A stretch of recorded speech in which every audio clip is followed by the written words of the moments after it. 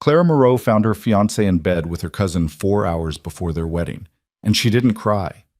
She didn't scream. She didn't cancel. Instead, she walked calmly to her dressing room, locked the door, and made a single phone call that would destroy the most powerful mafia boss in New York. Because Clara had a secret, she'd been planning this day for 6 months. And Victor Rinaldi was about to discover that the woman he thought he owned had already chosen another man to stand beside her at the altar.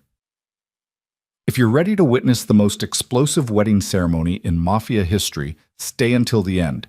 Hit that like button and comment your city below so I can see how far Clara's story travels across the world.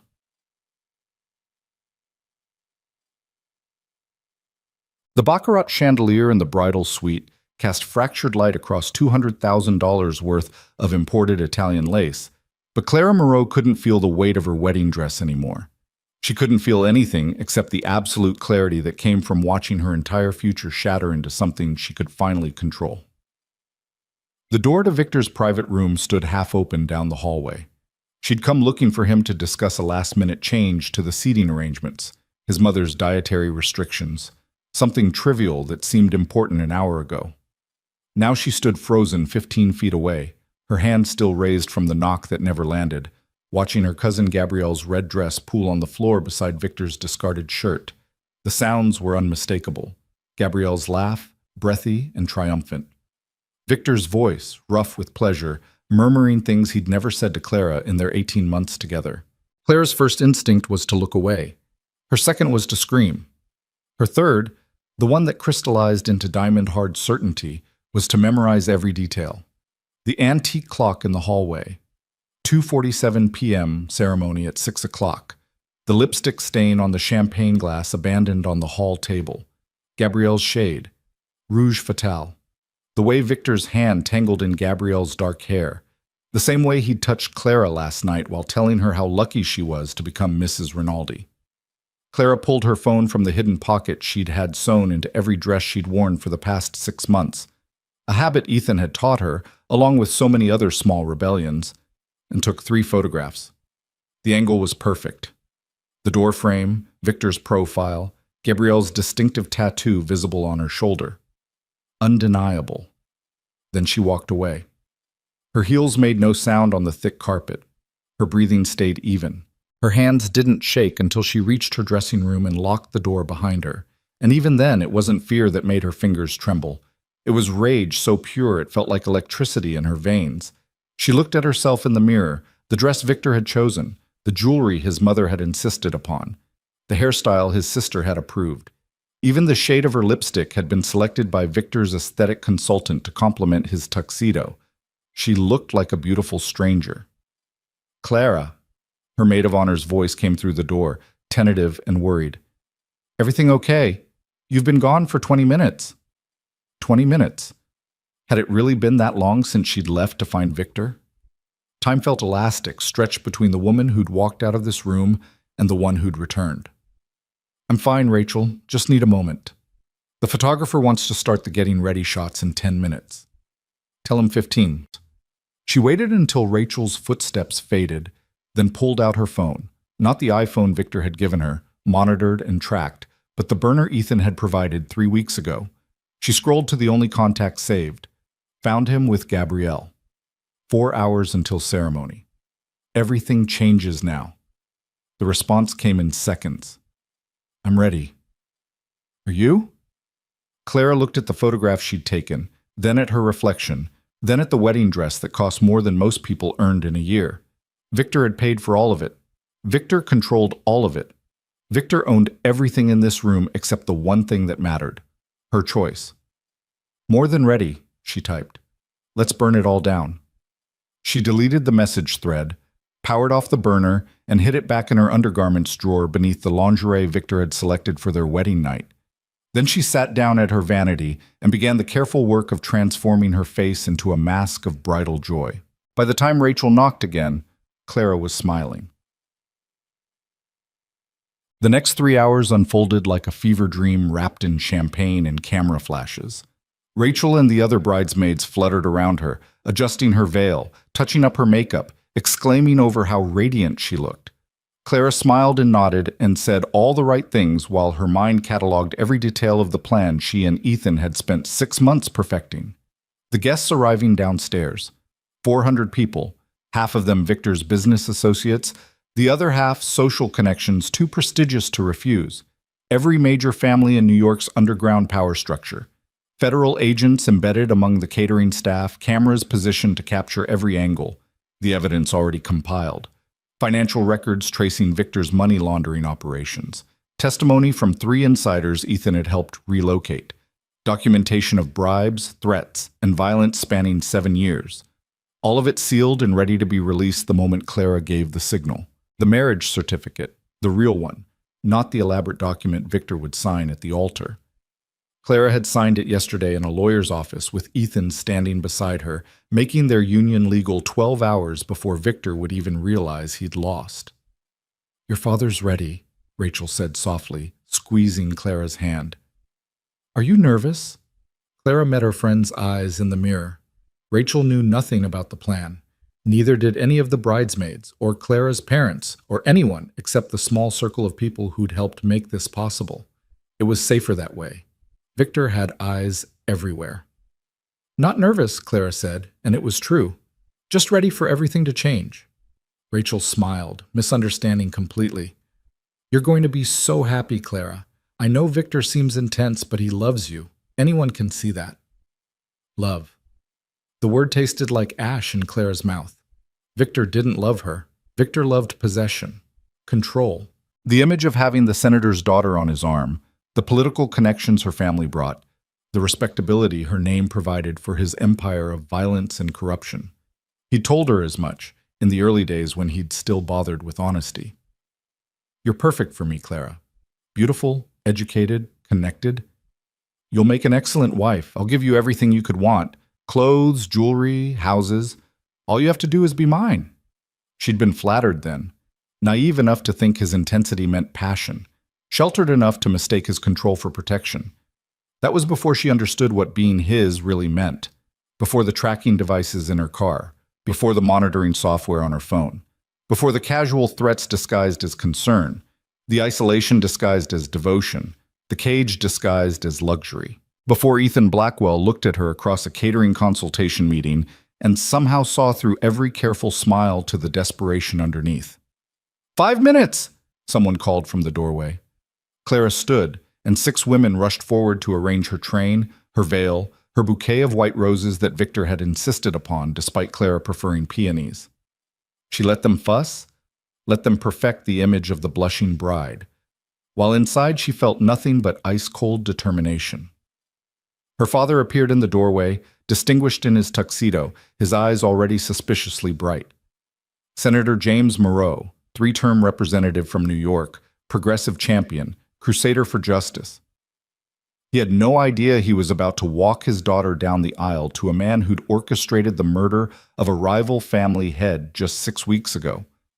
Clara had wanted to tell him, had drafted the conversation a dozen times, but her father was too honest, too transparent. He'd never be able to hide his knowledge from Victor, and Victor would know someone had talked. The risk was too great. After today, she'd tell him everything. After today, when it wouldn't matter anymore what Victor knew. "You look so beautiful, sweetheart." Her father's voice cracked as he offered his arm. "Your mother would have been so proud." Clara's mother had died when she was 16, too soon to warn her about men like Victor Rinaldi. Too soon to teach her that sometimes the most dangerous predators wore custom suits and quoted poetry. "I wish she could be here," Clara said softly, and meant it. Her mother would have seen through Victor immediately, would have asked the questions Clara had been too dazzled to consider, would have protected her daughter from ever needing to plan something as desperate and dangerous as what was about to unfold. The music started. Wagner's bridal chorus, traditional and expected. Clara took her father's arm and let him lead her toward the grand staircase. The estate was magnificent. Victor's family home, a sprawling mansion in the Hamptons that spoke of old money and older power. The ceremony would take place in the garden, beneath an arch of white roses and crystal, with the ocean providing a dramatic backdrop. 500 chairs arranged in perfect rows, a string quartet playing, champagne waiting for the reception. every detail orchestrated by Victor to demonstrate his wealth, his taste, his power. Every detail about to become evidence.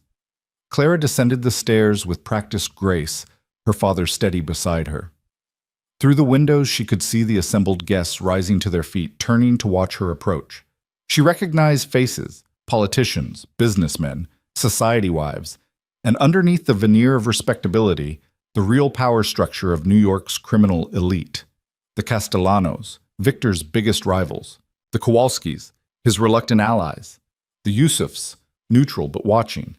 And scattered among them, men and women in catering uniforms who weren't really servers at all. She reached the bottom of the stairs. The doors to the garden stood open, the aisle stretching ahead of her like a path through fire. At the end, beneath the elaborate arch, Victor waited. He looked perfect. Devastatingly handsome in his custom tuxedo, his dark hair styled precisely, his expression carefully arranged into tender anticipation. To anyone watching, he appeared to be a man desperately in love, waiting for his bride. Clara knew better. She'd seen his real face 4 hours ago, twisted with pleasure as he betrayed her with her own cousin. She'd seen it a dozen other times, cold with rage when she questioned him, cruel with satisfaction when he reminded her how completely he controlled her life, empty with indifference when she tried to connect with him as a person rather than a possession. The monster in the fairy tale always looked beautiful. That's how he got close enough to devour you. "Ready?" her father whispered. Clara adjusted her grip on her bouquet, feeling the small device Ethan had hidden among the roses. One press, and everything would begin. All the files uploaded to cloud servers. All the evidence simultaneously delivered to federal prosecutors. All the allies positioned throughout the crowd activated. One press, and Victor Rinaldi's empire would start its collapse. But not yet. Timing was everything. Ethan had been clear about that. "Wait for the vows," he'd said during their last planning session, his gray eyes serious as he held both her hands. "Wait until the moment when everyone's attention is completely focused on you and Victor. Maximum witnesses, maximum impact. When the officiant asks if you take Victor Rinaldi to be your husband, that's when you activate the signal. That's when I step forward. That's when everything changes." Clara had memorized every word, rehearsed every movement, prepared for every contingency they could imagine. Now, walking down the aisle with her father's arm supporting her, she let herself look at the man who'd made this all possible. Ethan Blackwell stood near the back, dressed in the formal black uniform of his catering company's management team. To anyone watching, he was simply the caterer, overseeing the event. Only Clara could see the tension in his shoulders, the way his eyes tracked her progress, the slight movement of his hand near his jacket pocket where she knew he carried his own trigger for the plan. Their eyes met for half a second. He nodded, barely perceptible. She was not alone in this. Whatever happened next, she would not face it alone. The walk felt endless and instantaneous. Faces blurred past her, shocked expressions, knowing smiles, greedy eyes watching the senator's daughter deliver herself to the mob. Clara kept her expression serene, her steps measured, her breathing controlled. She reached the altar. Her father kissed her cheek, whispered something about happiness that she barely heard, and placed her hand in Victor's. Victor's grip was possessive, his fingers tight around hers. He leaned close, his lips brushing her ear as he whispered, "You look exquisite. Did you find what you were looking for earlier?" Ice water in her veins. He knew. Of course he knew. Victor always knew everything. "I found exactly what I needed," Clara replied, her voice steady. His smile widened, sharp with satisfaction. "Good. Then you understand how things work now. You understand what happens to people who think about disappointing me." It wasn't a question, it was a reminder, a threat wrapped in wedding vows. Clara's hand tightened on her bouquet. Not yet. Not quite yet.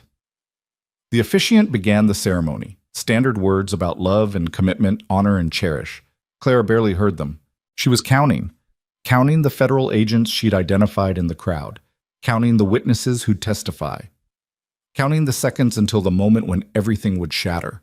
Victor's hand remained locked around hers, his thumb stroking her pulse point, claiming, marking, reminding her who owned her, except he didn't, not anymore.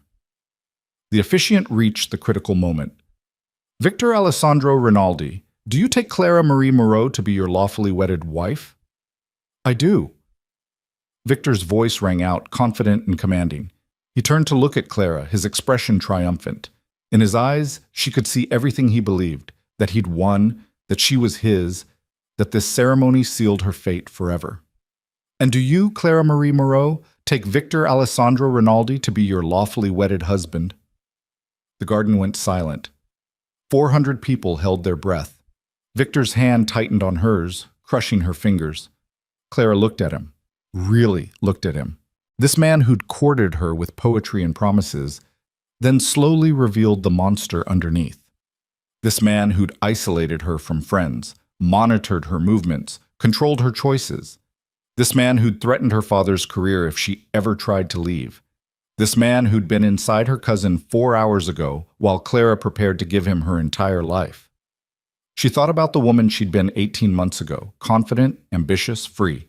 She thought about the woman she'd become, fearful, controlled, trapped. She thought about the woman she was about to be, free, powerful, choosing herself. And then she thought about Ethan Blackwell, who'd looked at her with respect instead of possession, who'd offered her partnership instead of ownership, who'd spent 6 months helping her build an escape route without asking for anything in return except the chance to stand beside her when she finally claimed her freedom. Clara smiled. "No," she said clearly. "I don't." The garden erupted, gasps, shouts, confusion rippling through the crowd. Victor's face went white, then red, then purple, with rage. His hand crushed hers hard enough to bruise. "What did you just say?" His voice was low, deadly, vibrating with barely controlled violence. Clara pressed the device hidden in her bouquet. Somewhere, servers and security protocols activated. Files began uploading. Evidence started flowing. The trap sprang. "I said no, Victor. I don't take you. I don't choose you. I never will." She pulled her hand free. He was too shocked to maintain his grip and turned to face the crowd. Rachel stood frozen, her hand over her mouth. Clara's father looked stricken, confused. The Castellanos were whispering urgently among themselves, and Ethan was moving forward, cutting through the crowd with smooth efficiency. "Clara!" Victor's hand shot out, grabbing her arm hard enough to hurt. "You will not embarrass me like this. You will say yes. We will finish this ceremony, and then we will discuss your little outburst in private. Do you understand me?" In private, where no one would see, where no one would hear her scream. "I understand perfectly," Clara said. "I understand that you've been using me, that you've been controlling me, that you had sex with my cousin 4 hours before our wedding and thought I'd just accept it because I'm too weak to fight back." Victor's face went blank with shock. Around them, the whispers grew louder. Phones appeared, people filming, exactly as Ethan had predicted they would. "You're making a mistake," Victor hissed. "You think you can walk away from me? You think I'll just let you go? Your father's career, your family's reputation, your safety, all of it depends on you getting back in line right now." "My safety?" Clara laughed, and it came out sharp enough to cut. "I've never been safe with you, Victor. I've been your prisoner, your trophy, your perfect, controllable bride. But I'm done being what you want me to be." Ethan reached the altar. He moved between Clara and Victor with the kind of smooth, protective grace that spoke of extensive training. Up close, he looked nothing like a caterer, and everything like what he really was. A former Marine intelligence officer who'd built a security empire, a billionaire who'd used his resources to help people escape exactly the kind of situation Clara had been trapped in. "Step back, Rinaldi," Ethan said quietly. Victor's eyes narrowed. "Blackwell, I should have known. You've been sniffing around my fiancé for months." "She's not your fiancé." Ethan's voice stayed calm, but his body language shifted into something dangerous. "She was never going to be your wife. She's been mine for 3 months already." The crowd exploded with noise. Victor's face contorted with rage. His hand moved towards his jacket, where Clara knew he kept a weapon, because Victor always kept weapons close. But Ethan was faster, and the federal agents embedded in the crowd were faster still. "Victor Rinaldi!" A woman's voice cut through the chaos, loud and authoritative. "FBI, you're under arrest for racketeering, money laundering, conspiracy to commit murder, and approximately 47 other charges. Put your hands where I can see them." Agent Sarah Chen stepped forward, badge raised, flanked by a dozen other agents who'd shed their catering uniforms for tactical gear. The string quartet had stopped playing. The guests were scrambling backward, creating space. Phones were everywhere now, capturing every second. Victor looked at Clara, and for the first time since she'd met him, she saw something other than control in his eyes. She saw fear. "You did this," he said. Not a question, an accusation. "I did," Clara confirmed, "with help. From people who actually care about me. From people who don't think love means ownership. You'll regret this. When they can't make the charges stick, when I walk free, when I come for you and everyone you care about, you'll beg me to take you back." Ethan's hand settled on the small of Clara's back, steady and warm. "The charges will stick. We have 7 years of documentation, 3 witnesses in protective custody, financial records that trace every dollar. And as of yesterday afternoon, your former lieutenant, Marco Santini, signed a cooperation agreement. It's over, Rinaldi." Victor's face went slack with shock. "Marco? That's impossible. He's loyal. He was loyal until you ordered him to kill his own cousin to prove his commitment. Turns out that was a bridge too far." Ethan's smile was cold. "You should have been more careful about who you trusted." The FBI agents moved in. Victor fought. Of course he did, because men like Victor couldn't accept losing control. But within seconds, they had him restrained. Agent Chen was reading him his rights while other agents began methodically arresting his associates scattered throughout the crowd. The carefully planned wedding descended into chaos. Guests fled or stood frozen in shock. Rachel finally reached Clara's side, her face pale but determined. "What the hell is happening?" "I'm escaping," Clara said simply. "I've been planning it for months. I'm sorry I couldn't tell you." Victor was really that bad? Clara showed her the bruises on her wrist from Victor's grip, already darkening. "He's a monster, Rachel. A very good actor, but a monster. And I'm done pretending he's anything else." Her father pushed through the crowd, his distinguished face ravaged with shock and confusion. "Clara, what have you done?" "What I should have done a year ago, Dad. I'm sorry. I know this will affect your career, your reputation, but I couldn't marry him. I couldn't spend my life with someone who would destroy me piece by piece." Senator Moreau looked at Ethan, then at the FBI agents, then back at his daughter. Understanding began to dawn in his eyes. "How long have you known?" "About Victor's real business." "Long enough?" Clara said. "I have documentation, evidence, everything you'd need if you want to distance yourself politically from this mess. I made sure you'd be protected." Her father's eyes filled with tears. He pulled her into a fierce hug, crushing her against his chest. "I don't care about my career. I care about you, my brilliant, brave girl. You should have come to me. He threatened you, threatened your career, your safety. I couldn't risk it. We could have faced him together. We are facing him together, just on my timeline, my terms." Ethan cleared his throat gently. "We should move. The press will be here soon and Clara needs to be somewhere safe before the story breaks." Clara pulled back from her father, wiping her eyes. The garden was clearing now, agents escorting people out, securing the scene. The white roses and crystal arch stood abandoned, monuments to a wedding that would never be completed.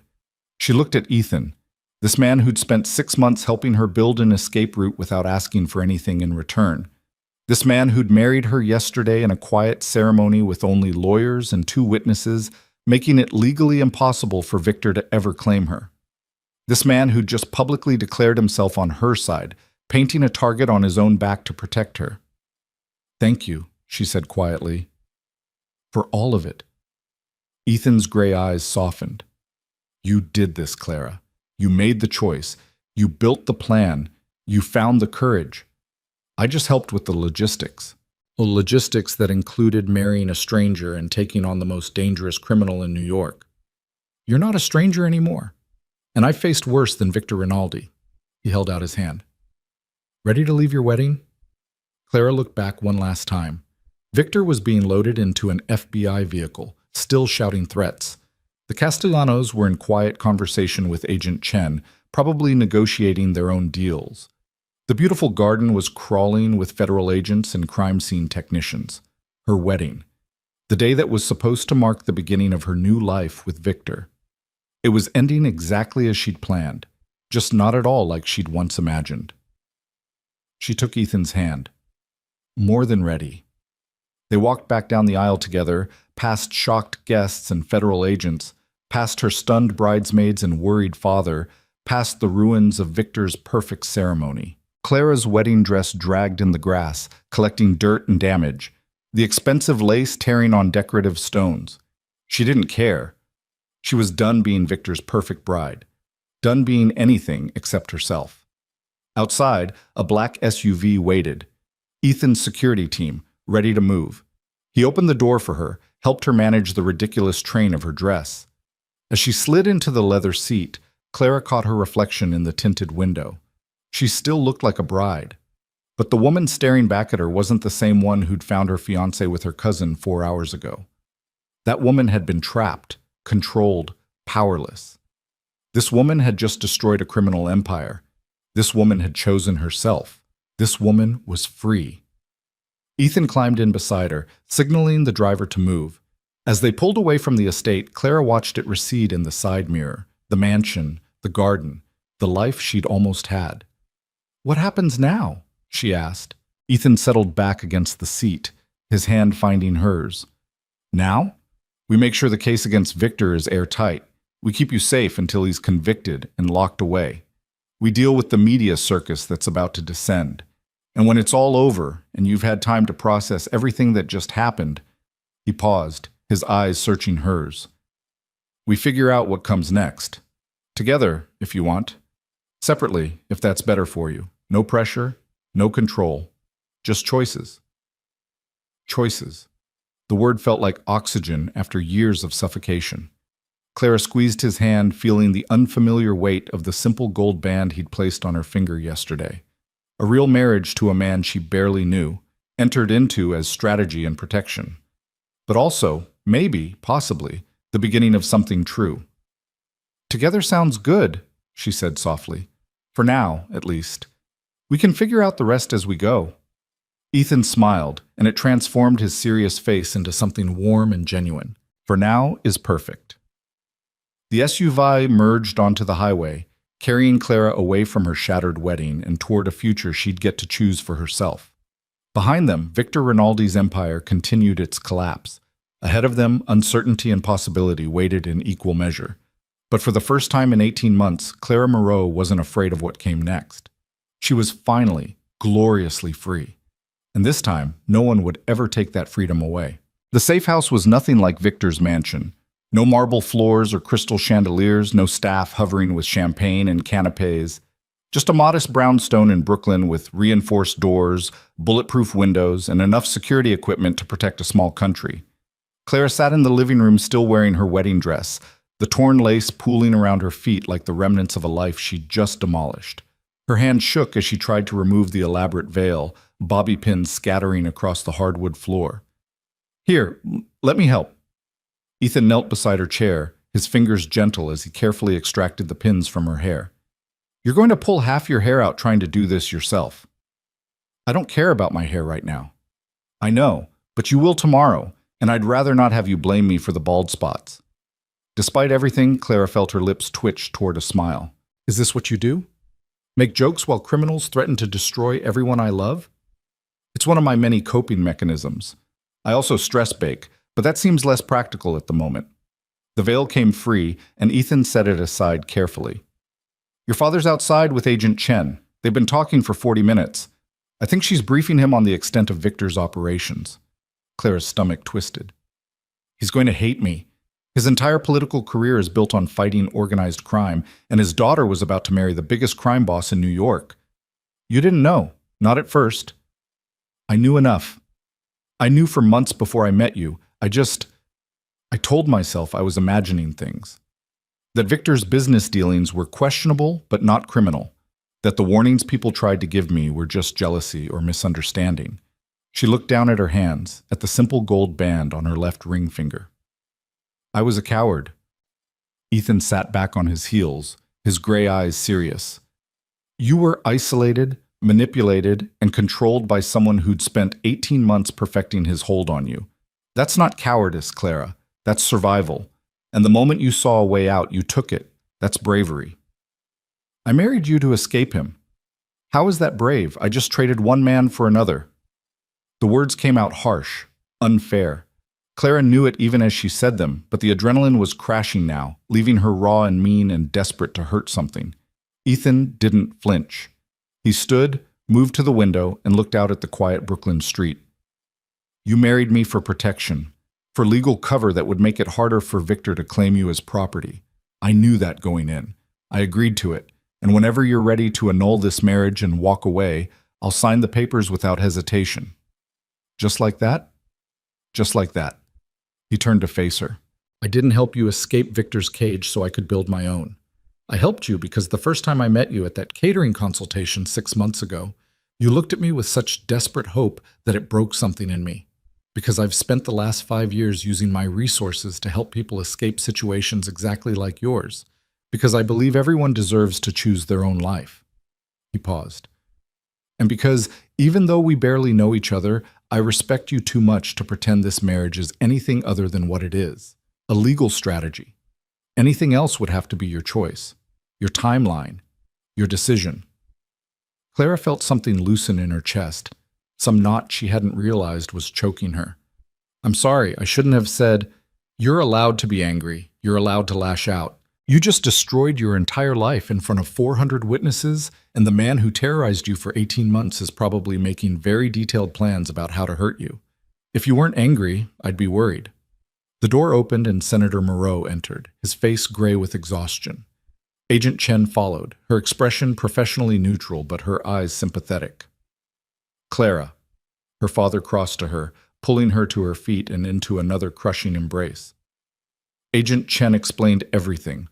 The extent of Victor's organization, what he's been doing, what he threatened you with. I had no idea, sweetheart. No idea what you were going through. I hid it well. He taught me how. Her father pulled back, his hands framing her face. When did you know? About his real business. Clara thought back to the moment everything had crystallized. About 8 months ago. I overheard a phone conversation. He was ordering someone to hurt a witness, make them reconsider testifying.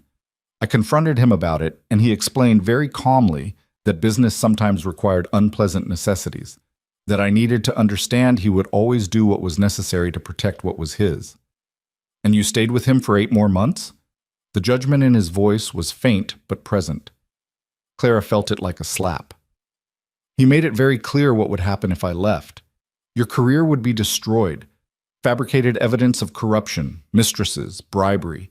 He had files prepared, Dad, ready to leak to every news outlet in the country. He showed me, made sure I understood that my choices affected more than just me. Senator Moreau's face went pale. You should have told me. We could have... What? Gone to the authorities with a story about overhearing a phone call? Victor's lawyers would have buried us. His connections run deep. I needed proof, real, undeniable proof. So I started gathering it. She looked at Ethan. Until I met someone who could help me do more than just collect evidence. Someone who could help me actually escape. Agent Chen stepped forward. Mr. Blackwell's organization has been invaluable. His security expertise, his connections, his resources. Without his involvement, building a case against Rinaldi would have taken years. As it is, we have enough to put him away for life. How long have you been working with the FBI? Claire's father asked Ethan. 5 years since I left military intelligence and started my security company. We've helped the Bureau build cases against 17 different organized crime operations. This is the biggest one yet. Ethan's voice was matter-of-fact, professional. When Clara approached me about catering the wedding, I recognized her name from our background research on Rinaldi. I suggested a private meeting to discuss menu options. During that meeting, she asked if my firm did personal security. I said yes. And then she asked if I'd ever helped anyone escape from a dangerous situation. I showed her our track record. And you married her? Her father's voice sharpened. That seems like a significant escalation from personal security. It was her idea, actually, Clara interjected. I researched the legal protections marriage provides. Spousal privilege in court, shared legal rights, difficulty in enforcing contracts or agreements made before the marriage. Victor had me sign a prenuptial agreement that essentially gave him control over any attempt I made to leave. Marriage to someone else invalidated it. So you married a stranger. I married someone who offered me a way out, someone who asked for nothing in return except the chance to help bring down a monster. Clara looked at Ethan, at this man she'd legally bound herself to with such trust and desperation. It's more than Victor ever gave me. Choice, respect, freedom. Agent Chen cleared her throat. Senator Moreau, I need to brief you on the security situation. Rinaldi's organization is large and well-funded. Even with him in custody, there are people loyal to him who might attempt retaliation against your daughter. What kind of retaliation? Kidnapping, intimidation, violence designed to force her to recant testimony or create reasonable doubt about the evidence.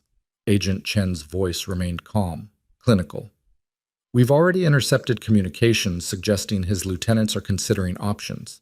That's why we insisted on the safe house and Mr. Blackwell's continued involvement. His security team is the best in the country. Clara's father sank into a chair, suddenly looking every one of his 58 years. This is really happening. My daughter is in danger because she was brave enough to leave an abusive relationship. Your daughter is in danger because she chose to testify against one of the most powerful criminals in New York, rather than just escape quietly, Agent Chen corrected. What she's doing takes extraordinary courage. The evidence she gathered, the testimony she's prepared to give, it's going to dismantle an organization that's operated with impunity for decades. I don't feel courageous, Clara said quietly. I feel terrified. Ethan moved to stand beside her chair. Courage and terror aren't mutually exclusive. You're allowed to be both. The conversation continued, logistics, security protocols, legal procedures, but Clara felt herself drifting away from it. The adrenaline that had carried her through the confrontation with Victor was completely gone now, leaving her hollow and exhausted. Her wedding dress felt impossibly heavy, the corset crushing her ribs, the weight of the fabric dragging at her shoulders. She stood abruptly, interrupting Agent Chen mid-sentence. I need to change. I need to get out of this dress. Understanding flickered across Ethan's face. Second floor, first door on the right. There are clothes in the closet. We stocked basics in various sizes. Clara fled upstairs, her hands already clawing at the buttons running down her spine. The dress had required 2 people to get her into it this morning, Rachel and another bridesmaid working together to fasten the dozens of tiny pearl buttons. Now Clara twisted and strained, managing to unfasten the top few before the angle became impossible. She caught sight of herself in the bedroom mirror and froze. The woman staring back was a stranger. Elaborate updo coming loose, makeup smeared from tears she didn't remember crying, wedding dress gaping open at the back. She looked destroyed, devastated, nothing like the confident senator's daughter who'd walked into Victor's world 18 months ago. A knock on the door made her jump. "It's me," Ethan called. "I thought you might need help with the buttons." Clara hesitated, then opened the door. He stepped inside, carefully not looking at her exposed back, his eyes focused on her face. "Turn around," he said gently. She did, and felt his fingers begin working the buttons free with practiced efficiency. Neither of them spoke. The silence stretched between them, not uncomfortable, but weighted with everything unsaid. "How many women have you helped?" Clara asked finally. Escape abusive situations, 43, not all of them from organized crime, some from domestic violence situations, some from human trafficking, some from cults or extremist groups. We have a whole division dedicated to extraction and relocation. "And how many of them did you marry?" His fingers paused on a particularly stubborn button. "Just you." "Why?" "Because your situation required it. Because the legal protections were necessary. Because—" He fell silent for a moment, then continued unfastening buttons. "Because when you suggested it, you looked me in the eye and said, 'I know this is asking too much, but I'm out of options, and I'm desperate, and I trust you.' And I couldn't say no to that." The last button came free. Clara felt the dress loosen, no longer crushing her ribs. She held the front of it against her chest and turned to face him. "I did trust you. I still do, but I don't know why. We've spent maybe 20 hours total in each other's company, most of that time planning logistics for today. I don't know your favorite color or what you do for fun or if you have family or anything that actually matters. Ethan smiled faintly. My favorite color is green, like the ocean in summer. I restore vintage motorcycles for fun because working with my hands helps me think. My parents died in a car accident when I was 19. My sister lives in Seattle with her wife and 2 kids. I drink my coffee black, I hate mushrooms, and I've been told I work too much. He paused. What else would you like to know? Everything, Clara thought, and nothing. She was so tired of calculating, analyzing, trying to find the trap in people's kindness. Why do you do this? Help people escape. Build cases against criminals? You're a billionaire. You could be doing anything. His expression shuddered. Because when I was in military intelligence, I saw what happens when powerful people face no consequences for their actions. I saw victims blamed, witnesses intimidated, evidence buried. I saw people who deserved justice get destroyed by the very systems meant to protect them. And when I left the military, I decided I'd use my resources to even the odds, to be the kind of help I wished had existed for... He stopped abruptly. For who? For someone I couldn't protect. A long time ago. His voice was carefully neutral, but Clara heard the pain underneath. Someone who needed help escaping a bad situation and didn't get it in time. Clara understood then. The intensity with which he'd committed to her plan, the thoroughness of the preparation, the way he'd looked at her with such fierce protectiveness even though they were strangers. This wasn't just business for him. This was personal. I'm sorry, she said softly. Don't be. They're gone. But everyone I help now, that's me making sure their story ends differently. Clara let the dress fall, stepping out of the puddle of lace and silk and broken dreams. She stood in her undergarments, aware of his careful gaze staying fixed on her face, and felt something shift between them. Not attraction exactly, though she couldn't deny the pull she felt toward this man who'd risked everything to help her. More like recognition. 2 people shaped by loss and control, choosing differently. Thank you, she said. For today. For the last 6 months. For marrying a stranger to keep her safe. You're welcome. Ethan moved toward the door, giving her privacy. Get changed. Rest if you can. Agent Chen wants to prep you for the preliminary hearing tomorrow, but that can wait a few hours. He left, closing the door quietly behind him. Clara stood alone in the bedroom, surrounded by the ruins of her wedding dress, and finally let herself cry. Not for Victor. Not for the life she'd almost had, but for the woman she'd been before him. The one who'd believed the world was fundamentally safe, who'd trusted her own judgment, who'd never had to plan an escape from the man who claimed to love her. That woman was gone. Clara understood that now. Today hadn't just destroyed Victor's empire. It had destroyed every illusion she'd carried about herself, her choices, her ability to see danger before it consumed her. But maybe that was necessary. Maybe she needed to demolish everything to build something real. She changed into jeans and a sweater from the closet, both fitting reasonably well, washed her face free of makeup, pulled her hair into a simple ponytail. When she looked in the mirror again, she saw someone closer to who she used to be. Before Victor. Before the fear. Downstairs, voices drifted up. Her father, Agent Chen, Ethan, all discussing security and legal strategy and what came next. Clara took a breath, steadied herself, and went to join them. The next 3 hours were a blur of preparation. Agent Chen walked her through what to expect at the preliminary hearing, the questions prosecutors would ask, the way Victor's lawyers would try to discredit her, the importance of staying calm, focused, telling the truth without embellishment. They'll paint you as a scorned woman seeking revenge, Agent Chen explained. They'll suggest you fabricated evidence because you were angry about his infidelity. They'll try to make this about a messy breakup instead of a criminal enterprise. Let them try, Clara said. I have documentation spanning 18 months, financial records, recordings of conversations, testimony from people Victor thought were loyal. His affair with Gabrielle is just context. The crimes are what matter. Her father squeezed her hand. You're stronger than I gave you credit for. I had to be. Victor didn't leave room for weakness. As evening fell, Agent Chen departed with promises to return in the morning. Clara's father left reluctantly, only after Ethan assured him the brownstone had better security than most government facilities. And then it was just the two of them, married strangers in a safe house, trying to figure out what normal conversation looked like.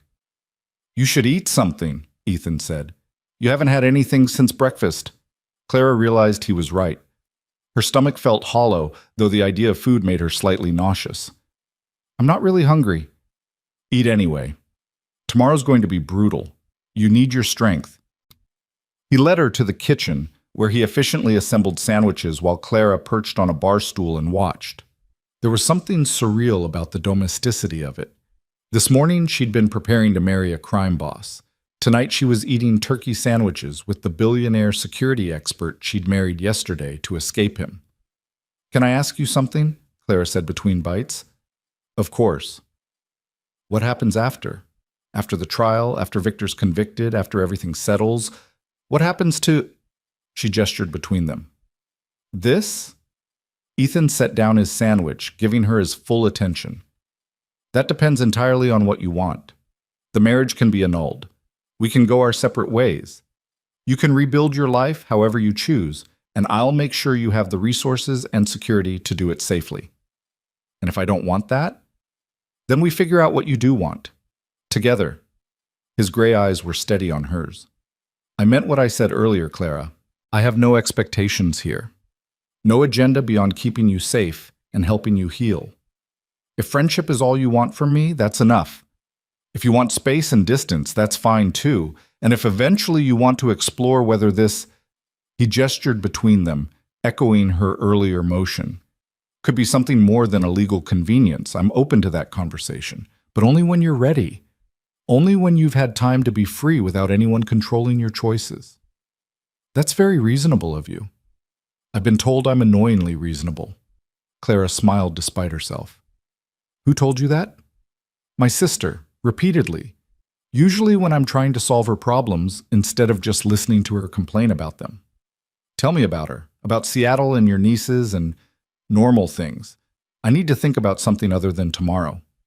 So Ethan talked about his sister Maya, who taught elementary school and made the world's worst coffee, about his nieces, 7 and 9, who were convinced their uncle was secretly a superhero because of all the security equipment in his office, about restoring motorcycles in his garage, the meditative quality of mechanical work, the satisfaction of taking something broken and making it whole again. Clara listened, asking questions, letting his voice fill the silence. And slowly, gradually, she felt some of the tension leave her shoulders. This was what normal felt like. Conversation without calculation. Comfort without cost. "Thank you," she said when he finally wound down. "For the distraction." "Any time. That's what husbands are for, right? Rambling about motorcycles until you fall asleep." "Is that what you are? My husband?" Ethan's expression grew serious. "Legally, yes. In every other way, I'm whatever you need me to be, friend, protector, ally. The label matters less than the reality." Clara stood, suddenly exhausted beyond measure. "I should sleep. Tomorrow's going to be brutal." "Yes, we covered that." Ethan gestured toward the stairs. "Master bedroom is yours. I'll take the guest room. Lock your door if it makes you feel safer." "I trust you." "I know, but trust and safety are different things. Lock it anyway." She did, though she wasn't sure if it was for protection or just to have one barrier she controlled. The bedroom was simply furnished: bed, dresser, bathroom. Nothing like Victor's mansion, where every surface had been a stage for displaying wealth. Clara lay down without bothering to change, staring at the ceiling and replaying the day. The moment she'd found Victor with Gabrielle. The walk down the aisle, the look on his face when she'd said no. The satisfaction of watching federal agents arrest him in front of everyone he'd tried to impress. She'd done it, actually done it, destroyed a criminal empire and escaped the man who'd terrorized her. So why did she still feel so afraid? Her phone buzzed, the regular one, not the burner. She almost ignored it, then saw her father's name on the screen. "I'm proud of you. Your mother would be too. Sleep well, sweetheart. Tomorrow, we fight." Clara clutched the phone to her chest and finally let herself believe it. She'd survived the wedding. She'd survived Victor's rage. She'd survived the moment when everything changed. Tomorrow she'd face the next battle. But tonight, in this safe house with a man who'd married her to protect her, she was free. And no one, Not Victor, not his lawyers, not the criminal empire he'd built would ever take that freedom away. She fell asleep with that thought warming her like armor, ready for whatever came next. Clara woke to sunlight streaming through unfamiliar windows and 3 seconds of blessed confusion before memory crashed back. The wedding, Victor, the arrest, everything. She reached for her phone. 6:43 a.m. The preliminary hearing was scheduled for 10. She had 3 hours to prepare herself to face Victor Rinaldi across a courtroom and tell the world exactly what kind of monster he was. Her hands were already shaking. A soft knock on the door made her sit up. "Clara, I have coffee if you're awake." Ethan's voice, calm and steady. Clara realized she'd slept better than she had in months, knowing he was just down the hall, knowing someone was watching for danger instead of creating it. "I'm awake. Come in."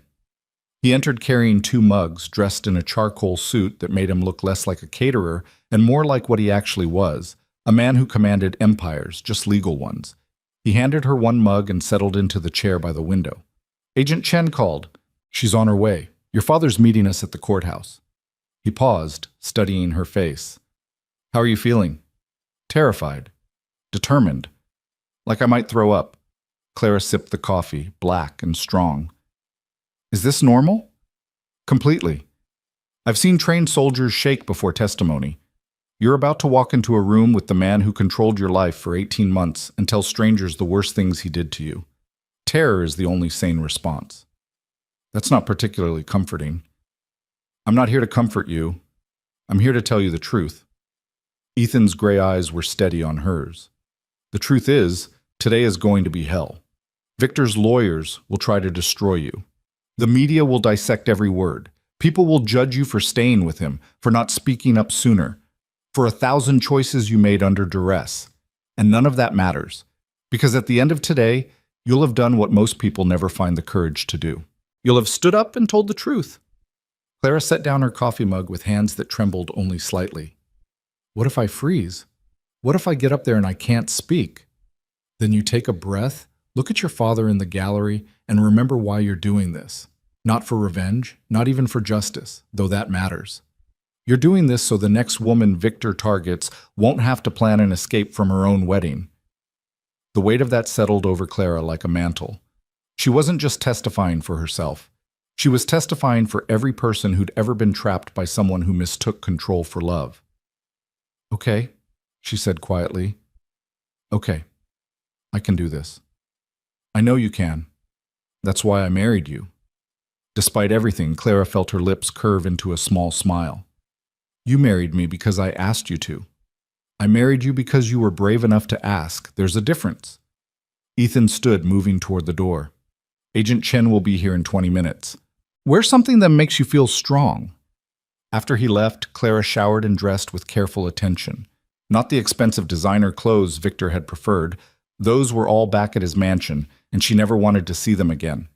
Instead, she chose a simple navy suit from the safe house closet, paired with low heels and minimal jewelry. Professional. Credible, her own. She was fastening her watch when her phone rang. Rachel's name flashed on the screen. Clara hesitated, then answered. "Hey." "Oh, thank God." Rachel's voice was thick with tears. "I've been calling since yesterday. I saw the news. Clara, what the hell happened? They're saying Victor's a mob boss, that you were working with the FBI, that you married your caterer. His name is Ethan, and it's all true." Silence stretched between them. Then, "You couldn't tell me?" "Victor had people watching me, everyone I talked to, everywhere I went. I couldn't risk him finding out. I couldn't risk you getting hurt because of what you knew." Clara's throat tightened. "I'm sorry, Rachel. I wanted to tell you so many times." "How long were you planning this?" 6 months? Since I met Ethan and realized I had options other than just enduring." 6 months? Rachel's voice broke.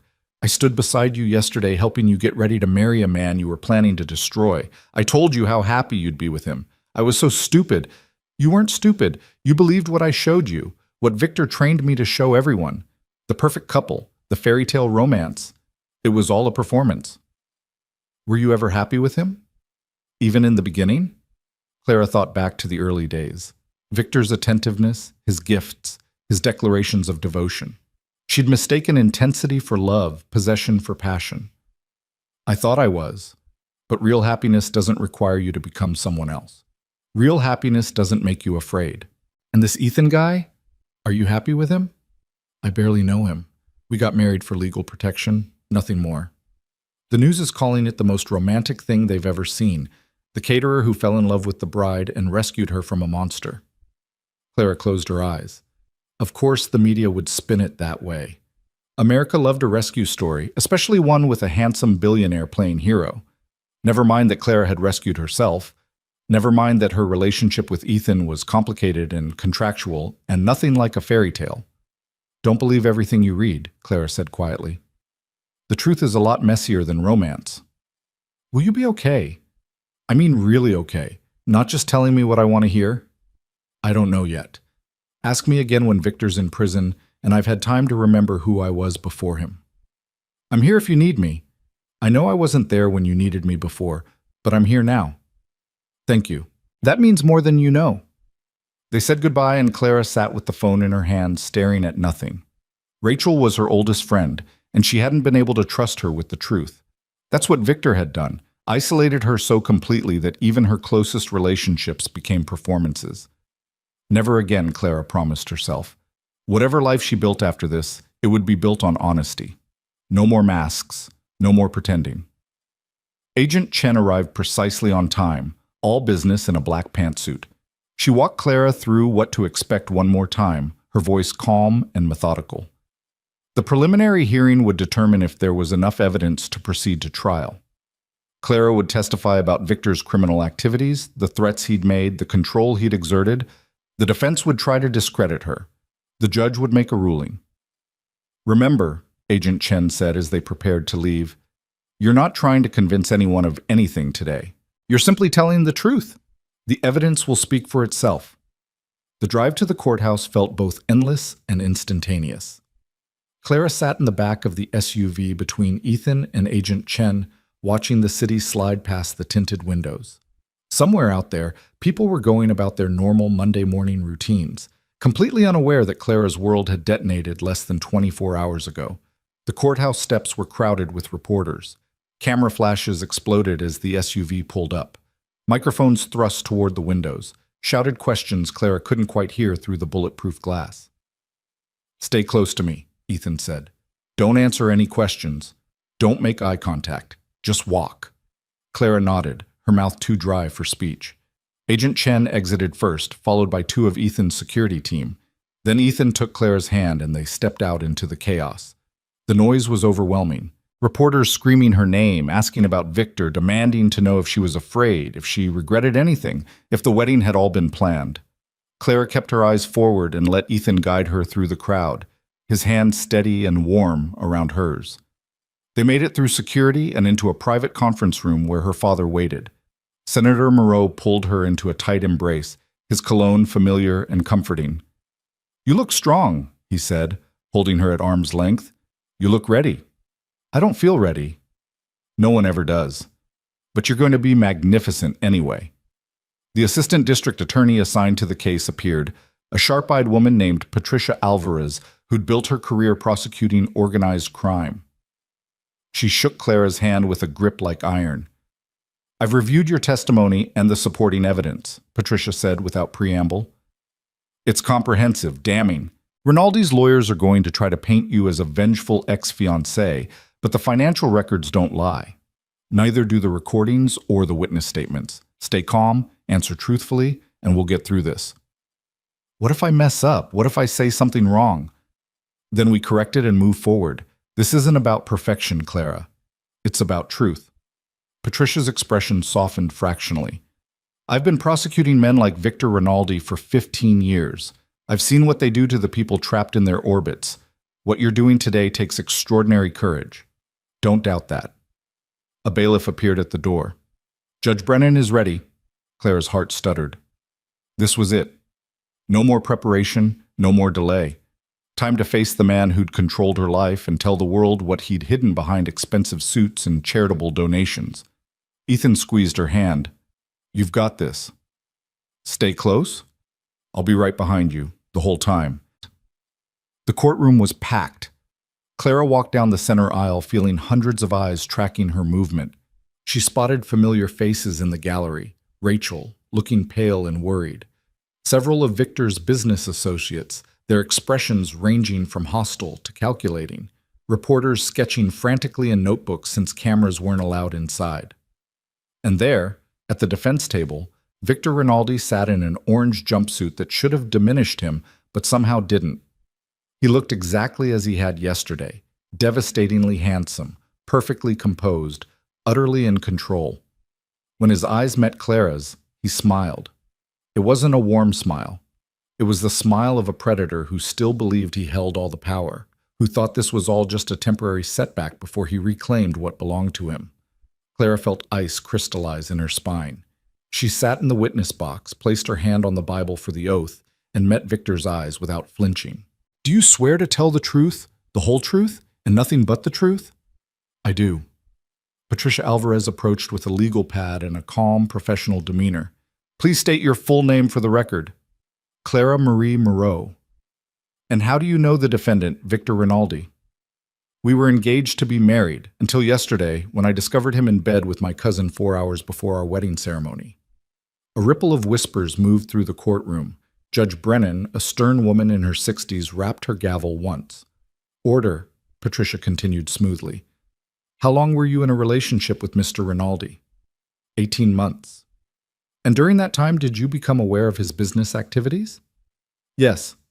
Approximately 10 months into our relationship, I overheard a phone conversation where Victor ordered someone to intimidate a witness who was planning to testify against one of his associates. When I asked him about it, he explained that his business sometimes required what he called unpleasant necessities." "What did you understand that to mean?" "That he was involved in criminal activities, that violence was part of how he maintained control." Victor's lead attorney, a silver-haired man named Robert Kensington, shot to his feet. "Objection. The witness is speculating about my client's meaning rather than testifying to facts." Judge Brennan looked at Clara. "Did the defendant use those specific words, unpleasant necessities?" "Yes, Your Honor. He said, and I quote, 'Business sometimes requires unpleasant necessities. You need to understand that I will always do what's necessary to protect what's mine.'" "The objection is overruled. Continue, Ms. Alvarez." Patricia walked Clara through the next several months, the way Victor had gradually isolated her from friends and family, the tracking devices he'd installed in her car and phone, the threats he'd made against her father's career if she ever tried to leave. Clara's voice remained steady as she recounted conversations, provided dates and specifics, painted a picture of systematic control and manipulation. "Did there come a time when you decided to gather evidence against Mr. Rinaldi?" Patricia asked. "Yes. About 8 months ago, I realized I needed proof of his criminal activities if I wanted to escape safely, so I started documenting everything. Financial transactions, conversations, meetings with associates. I kept records of threats he made, promises he broke, violence he ordered." "And how did you compile this evidence without the defendant discovering what you were doing?" Clara glanced at Ethan, sitting in the front row beside her father. "I had help. From someone who understood how dangerous Victor was and who had resources to assist me." "You're referring to Ethan Blackwell?" "Yes." "How did you meet Mr. Blackwell?" "He owns a security and catering company. I hired his firm to cater the wedding. During our initial consultation, I recognized his name from media coverage of his work helping people escape dangerous situations. I asked if he might be willing to help me. He agreed." Patricia nodded, making a note. "And at some point, you and Mr. Blackwell married. Can you explain the circumstances of that marriage?" "Victor had me sign a prenuptial agreement that essentially gave him legal control over any attempt I made to leave the relationship. The agreement included clauses about me not speaking publicly about our relationship, not cooperating with law enforcement, not contacting certain people he viewed as threats. My attorney explained that marriage to another person would invalidate the agreement and provide certain legal protections. So I asked Ethan if he'd be willing to marry me. He said yes." "When did this marriage take place?"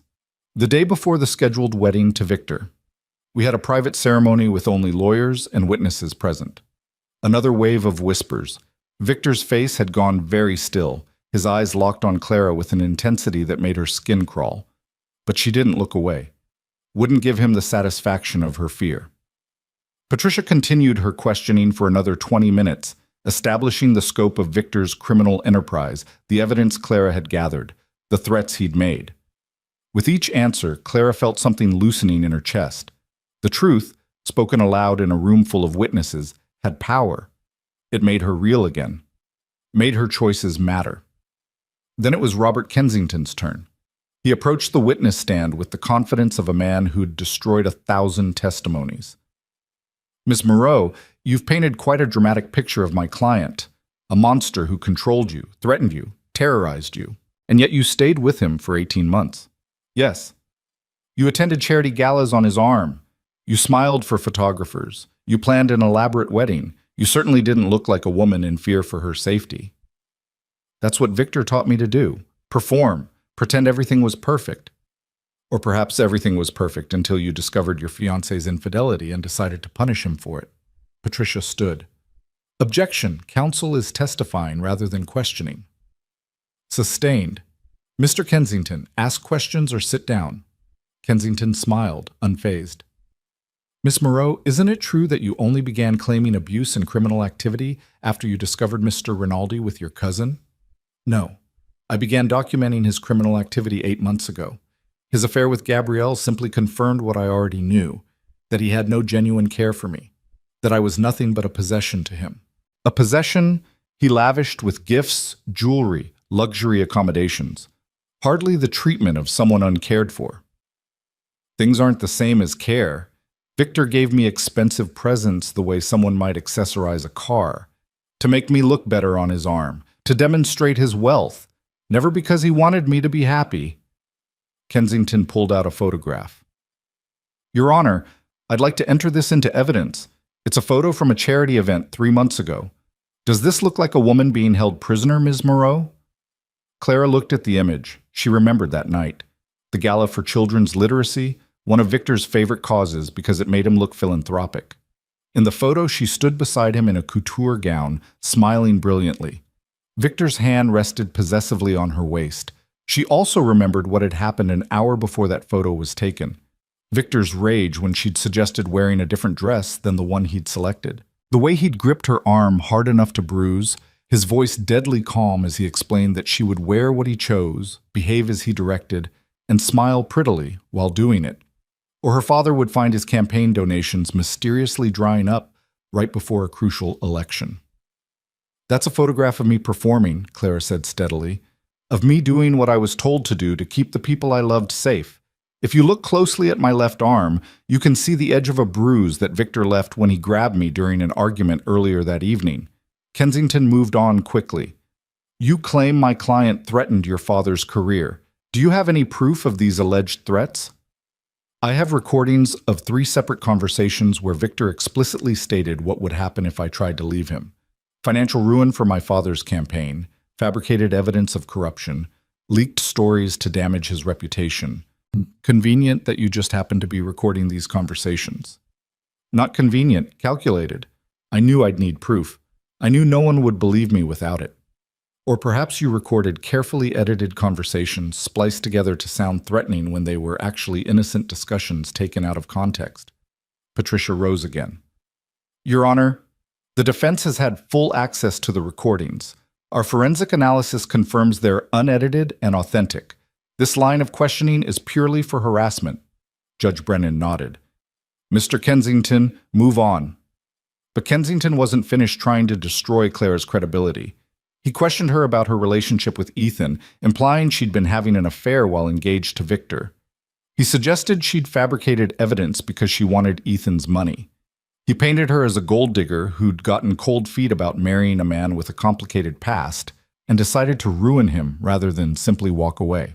Clara answered each accusation calmly, her voice never rising, her composure never cracking. She'd known this was coming. Ethan had prepared her for exactly this kind of attack, and she'd decided she wouldn't let Victor's lawyer shame her for the crime of trying to survive. Mr. Kensington, she said finally, after 20 minutes of increasingly hostile questioning, you can paint me however you want, Scorned fiancé, gold digger, liar. But the evidence doesn't care about your narrative. The financial records showing money laundering are real. The testimony from Victor's former associates is real. The recordings are real. My fear was real. And nothing you say here today can change those facts. For the first time, Kensington looked uncertain. He glanced at Victor, who gave a tiny shake of his head. No further questions, Your Honor. Patricia conducted a brief redirect, allowing Claire to clarify a few points Kensington had tried to muddy. Then Judge Brennan excused her from the witness stand. Claire's legs felt shaky as she stood, but she walked past Victor with her head high. She didn't look at him, didn't give him the satisfaction of her attention. He was nothing to her now except evidence in a criminal case. The rest of the hearing was technical. Agent Chen testified about the FBI's investigation. A forensic accountant walked through Victor's money laundering scheme. Marco Santini, Victor's former lieutenant, took the stand via video link from protective custody and detailed orders Victor had given for intimidation, violence, and murder. With each testimony, Victor's empire crumbled a little more. His lawyers objected and argued and tried to poke holes in the prosecution's case, but the evidence was overwhelming. By the time Judge Brennan called for a recess, even Kensington looked defeated. Claire sat in the gallery between Ethan and her father, exhausted but grimly satisfied. She'd done it, testified truthfully, maintained her composure, refused to be intimidated. Whatever happened next, she'd told her truth. During the recess, they retreated to the conference room. Clara drank water with shaking hands while Patricia reviewed her notes. "You were perfect up there," Patricia said. "Calm, credible, unshakable. Kensington tried every trick in his arsenal, and you didn't budge." "I wanted to," Clara admitted. "When he implied I was lying about the threats, about the control, I wanted to scream at him. But you didn't. That's what matters. Juries trust composure. They trust someone who can take aggressive questioning without falling apart." This wasn't the actual trial, though, just the preliminary hearing, which we're going to win. Judge Brennan isn't going to dismiss a case this solid. We'll proceed to trial, probably in 6 to 8 weeks. And based on what I saw today, I think we have an excellent chance of conviction. Clara felt some of the tension leave her shoulders. 6 to 8 weeks. She could survive that. Could prepare for another round of testimony, another battle with Victor's lawyers. As long as she knew there was an endpoint, she could endure anything. Ethan's phone buzzed. He glanced at it, and his expression went carefully neutral. "We have a problem." "What kind of problem?" Agent Chen asked. "My security team just intercepted communications between Victor's remaining lieutenants. They're planning something for tonight, some kind of retaliation." Clara's blood went cold. "Retaliation against who?" "You. And anyone they think helped you." Ethan's eyes met hers. "They're going after your father, Rachel, and several of the FBI agents who arrested Victor. They want to send a message that testifying against Victor Rinaldi has consequences." Senator Moreau stood abruptly. "They're threatening my daughter because she told the truth?" "They're desperate," Agent Chen said grimly. "Victor's entire organization is collapsing. The people still loyal to him are trying to salvage something from the wreckage. Intimidating witnesses is their best play." "Then we protect the witnesses," Patricia said. "Get everyone to safe locations, increase security, make it impossible for them to follow through on these threats." "I've already activated protective protocols for everyone on the target list," Ethan said. "Rachel's being moved to a secure location as we speak. Extra agents are being assigned to Senator Moreau's detail. But Clara," he turned to her, "you're the primary target. They're planning to grab you tonight, make an example of you. To force me to recant my testimony. Or to punish you for giving it. Either way, we need to assume they're serious." Clara thought about Victor in the courtroom, that cold smile, that absolute certainty that he still controlled her fate. Of course he'd ordered this. Even from jail, even facing overwhelming evidence, he believed he could terrorize her into submission. He was wrong. "Let them try," Clara said quietly. "I have the best security team in the country protecting me. I have federal agents watching my back, and I'm done being afraid of Victor Rinaldi." "Clara," her father started. "No, Dad, I'm not backing down. I'm not recanting. I'm not hiding for the rest of my life because Victor's thugs made threats. I stood up in court today and told the truth. I'm not going to let anyone make me regret that. Ethan studied her for a long moment. You're sure? Completely. Then we do this smart. Enhanced security, controlled movements, zero unnecessary risks. You don't leave the safe house without a full detail. You don't communicate with anyone except through secure channels. And if things escalate, you get me somewhere safe and let the professionals handle it. I'm brave, not stupid. A bailiff appeared in the doorway. Judge Brennan is ready to render her decision. They filed back into the courtroom. Clara took her seat, Ethan solid and steady beside her. Victor watched from the defense table, his expression unreadable, but his eyes burning with rage. Judge Brennan entered, and everyone rose. When she sat, she wasted no time on preamble. I've reviewed the evidence presented today and the supporting documentation provided by both the prosecution and defense. The testimony of Ms. Moreau is credible and corroborated by substantial physical evidence. The financial records clearly demonstrate a pattern of illegal activity. The witness statements paint a consistent picture of organized criminal enterprise. She looked directly at Victor. Mr. Rinaldi, there is more than sufficient evidence to proceed to trial on all charges. You will remain in custody without bail until such time as the trial concludes. Preliminary hearing is adjourned. The gavel came down. Victor's lawyers immediately began objecting, demanding appeal, insisting their client wasn't a flight risk. But Judge Brennan was already leaving the bench, and the bailiffs were already moving to escort Victor back to holding. As they led him past Clara's row, Victor stopped, turned, looked directly at her with eyes full of dark promise. "This isn't over," he said quietly. "You're mine, Clara. You'll always be mine. And when I get out of this cage, I'm going to remind you exactly what happens to things that belong to me when they try to run." "Keep moving, Rinaldi," a bailiff ordered. But Victor held Clara's gaze for another heartbeat. "You made a mistake marrying Blackwell. You made a bigger mistake thinking you could testify against me and walk away clean. I'm going to take everything from you, your freedom, your safety, everyone you love. And when you're broken and begging, I'll decide whether you deserve mercy." Ethan rose from his seat, his hand moving toward Victor, but Agent Chen stopped him with a gesture. She stepped directly into Victor's line of sight, blocking his view of Clara. "Make all the threats you want, Rinaldi. Every word is being documented as witness intimidation. You're just digging your hole deeper." Victor smiled. "I don't make threats, Agent Chen. I make promises. Ask anyone who's ever crossed me. They'll tell you, if they're still alive to talk." The bailiffs hauled him away finally, but his words lingered in the courtroom like poison. Clara sat frozen, her earlier courage evaporating under the weight of his certainty. He meant it, every word. He would come for her if he got the chance. Would destroy everything she cared about to punish her for choosing herself. "Clara." Ethan's hand settled on her shoulder. "Look at me." She turned, meeting his steady gray eyes. "He's trying to scare you. That's all he has left. Words. He can't actually hurt you. We won't let him." "You heard what he said. When he gets out, he's not getting out. The evidence is overwhelming. He'll be convicted, and he'll spend the rest of his life in prison. Those threats are the last desperate gasps of a man who's lost everything." Clara wanted to believe him, but she'd seen Victor operate for 18 months, seen him destroy people who crossed him, ruin careers with a phone call, make problems disappear with terrifying efficiency. Words like prison and conviction seemed flimsy against that kind of ruthless power. Her father pulled her into another embrace as they left the courtroom. "You were so brave today, sweetheart. So strong." "I don't feel strong. I feel like I just painted a target on everyone I love."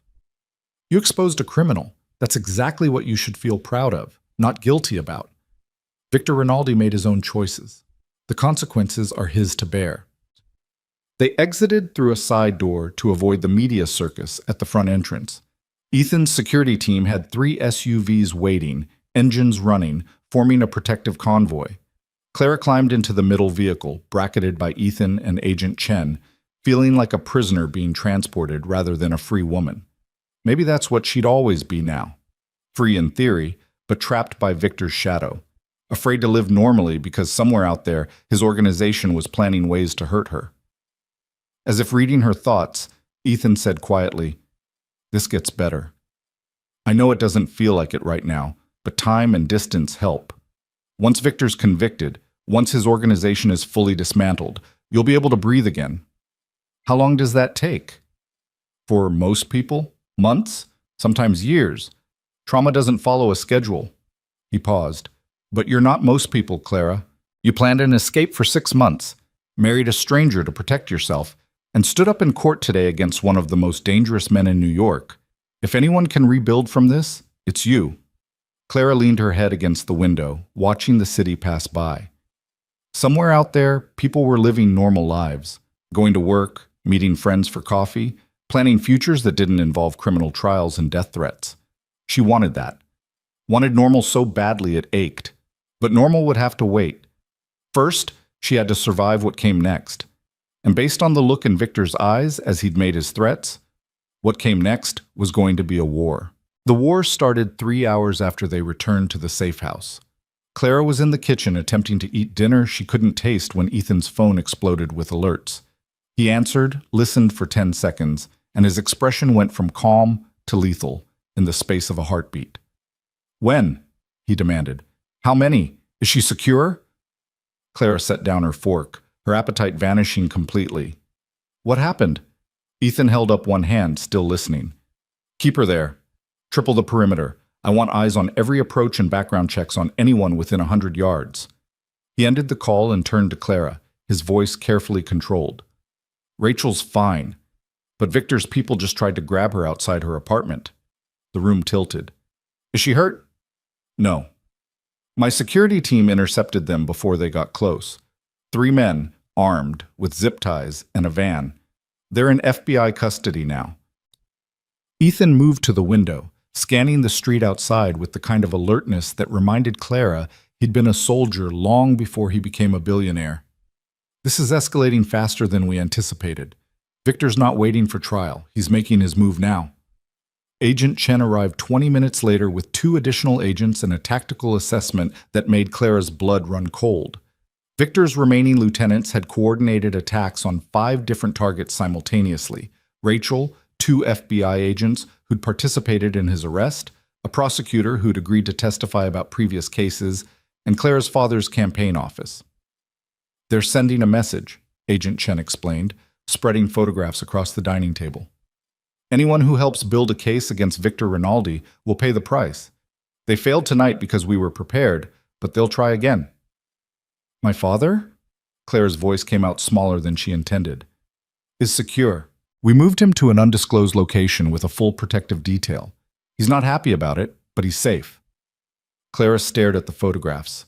Men in tactical gear being arrested, weapons confiscated, a white van with blackout windows that had been intended to transport Rachel to somewhere unspeakable. This wasn't theoretical anymore. This was Victor's empire striking back with violence and desperation. What do we do? She asked. We accelerate the timeline, Patricia Alvarez said, entering the dining room with a stack of legal documents. We can't wait 6 to 8 weeks for trial. Every day Victor's organization remains operational is another day they can hurt people. I'm petitioning the court for an expedited trial schedule, 4 weeks maximum. Can you do that? With evidence this strong and active threats against witnesses, Judge Brennan will allow it. The question is whether we can be ready. Patricia looked at Clara. Which means more preparation, more testimony, more time in that courtroom facing Victor and his lawyers. Can you handle that? Clara thought about Rachel nearly kidnapped, her father in hiding, federal agents risking their lives because Clara had chosen to speak up. She thought about every woman who'd ever been trapped by a man like Victor, too afraid to fight back because the cost seemed too high. I can handle it, she said. Whatever it takes to put him away permanently. The next 3 weeks became a blur of preparation and paranoia. Clara lived in the safe house, rarely leaving except for strategy sessions with Patricia and her legal team. Ethan's security protocols were suffocating: armed guards, restricted communication, background checks on anyone who came within 50 feet of her. But every time Clara felt frustrated by the restrictions, she remembered that van outside Rachel's apartment and accepted the cage that kept her breathing. She saw her father twice, both times in secure federal facilities. He looked older each visit, the stress of his daughter's situation carving new lines into his distinguished face. But he never suggested she recant her testimony, never implied this was too high a price to pay for justice. "Your mother would be so proud of you," he said during their second visit, his eyes suspiciously bright. "Standing up to a monster, refusing to be intimidated. That's the daughter she raised. I'm terrified every single day, Dad. Courage isn't the absence of fear, sweetheart. It's doing the right thing despite the fear. You've got that in spades." Rachel called regularly, her voice strained but determined. She'd moved in with her sister in Connecticut, accepting protection she clearly resented but understood was necessary. "I can't believe I'm in witness protection because I was your maid of honor," she said during one call, trying for humor and landing somewhere near hysteria. "This is insane, Clara." "I know. I'm sorry. I'm so sorry you're caught up in this." "Don't apologize. You saved yourself. That's not something to be sorry about. I wish you'd trusted me sooner. I could have helped. I couldn't risk it. Victor had people everywhere." "Does he still?" That was the question that kept Clara awake at night. Despite the arrest, despite the crumbling organization, Victor's influence seemed to extend beyond reason. Two witnesses who'd agreed to testify suddenly developed cold feet. A key piece of financial evidence disappeared from a supposedly secure FBI server. Small acts of sabotage that suggested Victor's reach extended further than anyone had anticipated. "He's got someone on the inside," Ethan said during a tense strategy meeting with Agent Chen and Patricia. "Someone feeding him information, executing orders. We need to find them before the trial starts." "We're investigating," Agent Chen said grimly, "but Victor's been cultivating sources for years." "It could be anyone, a clerk, an agent, even someone in the prosecutor's office." Patricia's expression hardened. "Then we assume everything leaks. We prepare for Victor knowing our strategy, our witnesses, our evidence. We build a case so airtight that even with inside information, he can't escape it." The work consumed Clara. Hours of testimony rehearsal, reviewing documents until her eyes burned, preparing for every possible attack Victor's defense might launch. Patricia was relentless, attacking Clara's credibility with the same viciousness Kensington would employ, forcing her to defend every choice, every timeline, every piece of evidence. "I need you unshakable," Patricia explained after a particularly brutal practice session that left Clara in tears. "I need you to have answered every ugly question in this room, so that when Kensington asks them in court, you're ready. I know it's hard. I know it feels like I'm attacking you, but I'm preparing you to survive." Ethan was different from Patricia. Where she attacked, he supported. He sat with Clara during late nights when panic attacks made breathing difficult. He made her eat when stress killed her appetite. He never demanded she be stronger than she felt, just offered steady presence when strength failed. "Tell me about after," Clara said one night, 3 days before the trial. They were in the safe house living room, Ethan reviewing security reports while Clara pretended to read a book she couldn't focus on. "Tell me what happens when this is over." Ethan looked up, setting aside his tablet. "What do you want to happen?" "I don't know. Normal life seems impossible. How do I just go back to being a person after this?" "You don't go back. You go forward. You build something new from the pieces that survived." He paused, considering his words. "When I left military intelligence, I thought I'd never stop seeing threats everywhere. Every crowd was a potential ambush. Every stranger was a possible enemy. It took years before I could walk into a restaurant without calculating exit routes. Does it ever stop completely? No, but it becomes background noise instead of screaming static. You learn to live with it." Ethan moved to sit beside her on the couch, close enough that she could feel his warmth but not touching. "What do you want, Clara? Not what you think you should want, not what makes sense. What does your gut tell you?" Clara closed her eyes, trying to imagine a future beyond courtrooms and safe houses. "I want to help people, other people trapped like I was. I want to use what I learned, what I survived, to make it easier for them to escape." "That's a good start." "And I want—" She hesitated, the words feeling too vulnerable to speak aloud. "I want to figure out who I am without Victor's voice in my head, without fear making every decision. I want to know what I actually like, what I actually want, without calculating whether it's safe or strategic or acceptable." That's the work of healing. It takes time. What if I'm too damaged? What if I can't ever be normal again? Ethan's hand found hers, his grip warm and solid. Then you'll be extraordinary instead. Normal is overrated anyway. Despite the fear, despite the constant threat, Clara felt something shift between them during those weeks. The marriage that had started as legal strategy became something more complicated. Not romance exactly, though she couldn't deny the pull she felt toward him. More like partnership. Two people facing darkness together, learning each other's strengths and vulnerabilities in the process. Late one night, unable to sleep, Clara found Ethan in the kitchen making tea. He didn't seem surprised to see her, just pulled down a second mug and poured for both of them. "Can't stop thinking about tomorrow?" he asked. Tomorrow was the final preparation session before trial started. Patricia wanted one more run-through of Clara's testimony, one more chance to shore up weak points before they faced Victor in court. "I keep thinking about what he said, that I'm his, that I'll always be his." Clara wrapped her hands around the warm mug. What if he's right? What if no matter how many years he spends in prison, he still owns a part of me? He doesn't own anything unless you give it to him, and you've already taken back your power, Clara. You just haven't fully accepted it yet. How do you know? Because 3 weeks ago you testified against the most dangerous man in New York. You looked him in the eye and refused to be intimidated. That's not a woman who's owned by anyone. I was terrified. Terrified and brave. Those things coexist. Ethan set down his mug, his gray eyes serious. I've been doing this work for 5 years. I've helped dozens of people escape situations like yours. And I can tell within the first conversation whether they're going to make it, whether they've got the core of steel necessary to rebuild. You've got it, Clara. You just need to trust yourself. I trusted myself with Victor. Look how that turned out. You trusted the performance Victor gave you, the man he pretended to be. That's not a failure of your judgment. That's the success of his manipulation. Clara wanted to believe him, wanted to accept that she wasn't fundamentally broken, just temporarily damaged. But doubt was Victor's last gift to her, the lingering poison of his control making her question every instinct. The night before trial, Clara's father was allowed a final visit. They sat in the secure conference room, federal agents stationed outside, and he held her hands like she was still his little girl and not a 28-year-old woman about to testify against a mob boss. "I want you to know I'm proud of you," Senator Moreau said. "Win or lose tomorrow, guilty or not guilty, you stood up and told the truth.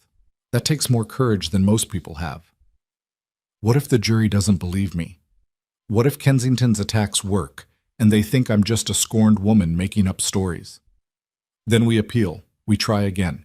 We keep fighting until justice is served. But Clara, I've read the evidence. I've seen what Patricia's built. This case is solid. Victor Rinaldi is going to prison. And if he isn't, if somehow he walks free? Her father's expression hardened. Then I will use every resource, every connection, every favor I'm owed to make sure you're protected. He will not hurt you again. I promise you that. They embraced for a long moment, and Clara let herself be small again. Be someone's daughter instead of someone's victim or someone's witness. Just for a minute, she let herself feel protected instead of always protecting herself. When her father left, Ethan appeared with dinner neither of them would eat and a quiet strength that had become essential to Clara's survival. "Ready for tomorrow?" he asked. "No, but I'm going anyway. That's the only kind of ready that matters." The trial started on a cold Monday morning in March. Clara wore a simple gray suit, minimal jewelry, her hair pulled back in a neat bun. Professional, credible. Nothing Victor could use to paint her as vindictive or unstable. The courthouse was a fortress. Security checkpoints, metal detectors, armed officers everywhere. Victor's remaining supporters had threatened protests, violence, chaos designed to disrupt the proceedings. Instead, they'd been met with overwhelming force that made disruption impossible. Clara took her seat in the gallery beside Ethan, watching as the courtroom filled. Jury members filing into the box, 12 ordinary people who would decide Victor's fate. Prosecutors arranging documents with careful precision. Defense attorneys conferring in urgent whispers. And Victor himself, dressed in an expensive suit despite his custody status, looking every inch the successful businessman rather than the criminal monster. He caught Clara's eye across the courtroom and smiled. That same predatory smile from the preliminary hearing. The smile that said he still believed he'd win, still believed she'd break, still believed he owned her. Clara smiled back, not with warmth or challenge, but with certainty. She'd survived his worst already. Whatever happened in this courtroom, she would survive that too. Judge Brennan entered and the trial officially began. Opening statements painted vastly different pictures of Victor Rinaldi. Patricia presented him as a ruthless crime boss who'd built an empire on violence, corruption, and fear. Kensington painted him as a legitimate businessman targeted by vindictive ex-fiancé and overzealous prosecutors. The first week was testimony from FBI agents, forensic accountants, former associates, each one building the foundation of evidence against Victor, each one systematically dismantled by Kensington's aggressive cross-examination. The defense strategy became clear: attack every witness's credibility, suggest evidence was fabricated or misinterpreted, paint Victor as a victim of circumstance rather than architect of crime. Clara watched from the gallery, taking notes, preparing for her own testimony. She was scheduled for the second week, the prosecution's key witness, the one who could provide insider perspective on Victor's operation. The night before she testified, Clara couldn't sleep. She paced the safe house, reviewing her preparation, imagining every possible question. Ethan found her at 3 a.m. in the kitchen, still fully dressed, surrounded by documents. "You need rest," he said gently. "I need to be perfect tomorrow. I can't mess this up." "You won't mess up. You've prepared more than anyone I've ever seen. You know this case better than Patricia does at this point." "What if I freeze? What if I get up there and Victor looks at me and I just stop functioning?" Ethan knelt beside her chair, his hands covering hers. "Then you take a breath. Look at me in the gallery and remember that you're not alone, that you have an entire team behind you, that you've already survived the worst he could do." He paused. "And if you absolutely cannot continue, we ask for a recess. No one expects you to be superhuman, Clara." "Patricia does. Patricia expects you to be prepared and honest, that's all. The rest, the strength, the courage, the ability to face him, that's already in you. You've already proven that." Clara leaned into him, letting his steadiness anchor her. Over the past 3 weeks, this had become natural, turning to Ethan when fear overwhelmed her, accepting comfort without calculating the cost. Their marriage might have started as strategy, but somewhere along the way it had become something more real than either of them had anticipated. "Thank you," she whispered, "for all of this, for being exactly who I needed." "Always," Ethan said simply, and Clara believed him. She took the stand the next morning with shaking hands and absolute determination. Patricia walked her through her testimony with the careful precision they'd rehearsed dozens of times. Clara's voice remained steady as she described Victor's criminal activities, the threats he'd made, the systematic isolation and control. She provided dates, specifics, corroborating details that matched other witnesses' accounts. The jury listened with rapt attention. Several took notes. A few looked at Victor with expressions ranging from disgust to disbelief. Clara focused on Patricia, on the facts, on telling the truth exactly as it had happened. Then Kensington stood for cross-examination, and the real battle began. He started gentle, almost sympathetic. "Miss Moreau, you've testified that you were afraid of my client, and yet you planned an elaborate escape instead of simply going to the authorities. Why is that?" "Because Victor had connections within law enforcement.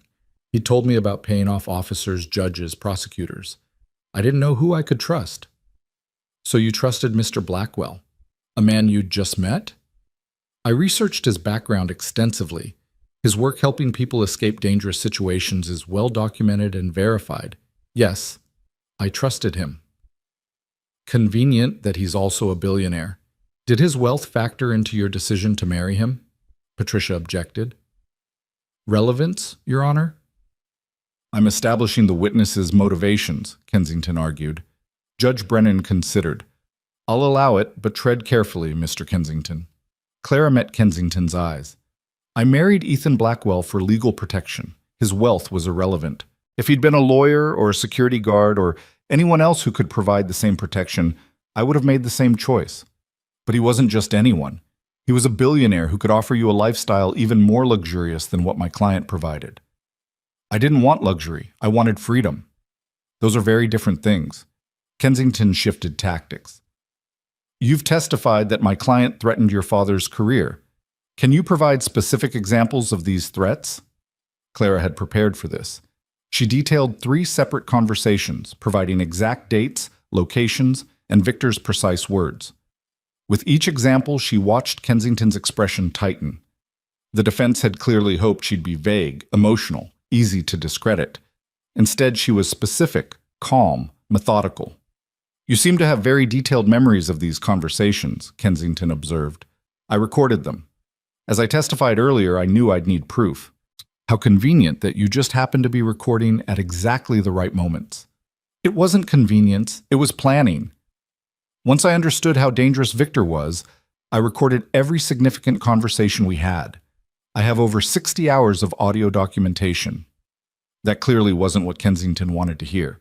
He moved on to her relationship with Gabrielle, trying to paint the affair as the real motivation for Clara's testimony. But Clara refused to be baited.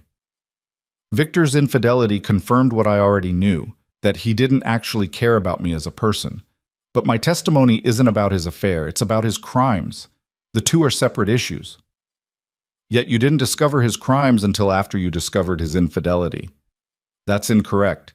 I discovered his criminal activities 8 months before the wedding. I discovered his affair with my cousin 4 hours before the ceremony. The timeline is well documented. Kensington tried for 2 more hours to shake Clara's testimony, to find inconsistencies, to make her emotional or confused. But Clara had lived this story, had documented it meticulously, had prepared for exactly this kind of attack. She answered every question calmly, referred to specific evidence when challenged, and refused to let him twist her words into something they weren't. Finally, looking frustrated and defeated, Kensington said, "No further questions." Patricia's redirect was brief, just a few questions to clarify points Kensington had muddied, to let Clara reaffirm her core testimony. Then Judge Brennan excused her from the stand. Clara walked past Victor on legs that barely held her weight. She'd done it. Testified completely, maintained credibility, provided the jury with everything they needed to understand who Victor really was. As she passed his table, Victor leaned close enough that only she could hear. "Enjoy your little victory. When I walk out of here free, the first thing I'm going to do is remind you who you belong to." Clara stopped, turned, looked at him directly for the first time since taking the stand. "I don't belong to you. I never did. And you're not walking out of here free. You're going to prison, Victor, for the rest of your life. And there's nothing you can do to stop it." She continued to her seat before the bailiff could intervene, before Victor could respond. Ethan stood as she approached, and she walked straight into his arms, letting him hold her while the courtroom buzzed with reaction to what had just happened. "You were magnificent," Ethan murmured against her hair. "Absolutely magnificent." Clara didn't feel magnificent. She felt wrung out, exhausted, hollowed by the effort of facing Victor and refusing to break. But she'd survived. That was enough. The trial continued for another week. More witnesses, more evidence, more legal maneuvering. The defense called character witnesses who swore Victor was a pillar of the community. The prosecution called victims who described the violence his organization had inflicted. Day by day, the case built toward conclusion. Finally, closing arguments. Patricia's was passionate and precise, laying out the overwhelming evidence of Victor's guilt. Kensington's was emotional and desperate, painting Victor as a successful businessman destroyed by vengeful ex-fiancé and ambitious prosecutors. The jury deliberated for 2 days. Clara spent them in the safe house, unable to eat or sleep or think about anything except 12 strangers deciding her future. If they found Victor guilty, she could start rebuilding. If they acquitted him, she'd spend the rest of her life running. Ethan stayed close during those 48 hours, offering quiet support and refusing to let her spiral completely into panic. "Whatever happens, we'll handle it," he said more than once. "Together." The call came at 4:17 p.m. on the second day. The jury had reached a verdict. The courtroom was packed when they arrived. Clara sat between Ethan and her father, her hands clenched so tight her nails drew blood from her palms. Victor sat at the defense table looking confident, relaxed, certain of his victory. The jury filed in. Clara tried to read their faces, their body language, searching for any hint of what they'd decided, but they were carefully neutral, giving nothing away. Judge Brennan called the court to order. "Has the jury reached a verdict?" The forewoman stood, a middle-aged woman in a cardigan who'd taken copious notes throughout the trial. "We have, Your Honor." "How do you find?" Clara held her breath. Beside her, Ethan's hand found hers, squeezing gently. This was it, the moment everything hinged on. "On the charge of racketeering, we find the defendant guilty." The courtroom erupted. Judge Brennan's gavel cracked like thunder, demanding order. But Clara barely heard it over the roaring in her ears. Guilty. "On the charge of money laundering, we find the defendant guilty." Victor's confident expression cracked. "On the charge of conspiracy to commit murder, we find the defendant guilty." Clara's father pulled her against his chest, his shoulders shaking. "Guilty."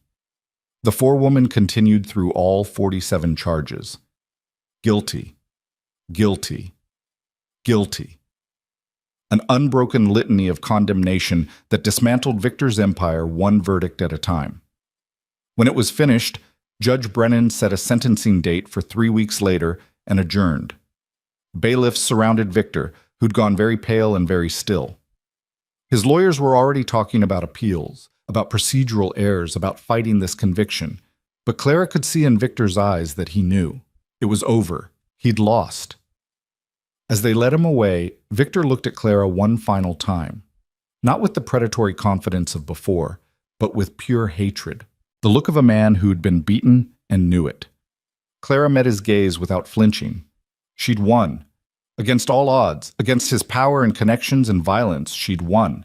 Patricia appeared beside her, professional composure cracking into genuine emotion. "We did it. Guilty on all counts. He's going away forever." "How long?" Clara's voice came out hoarse. "With these charges? Life without parole. Victor Rinaldi will die in prison."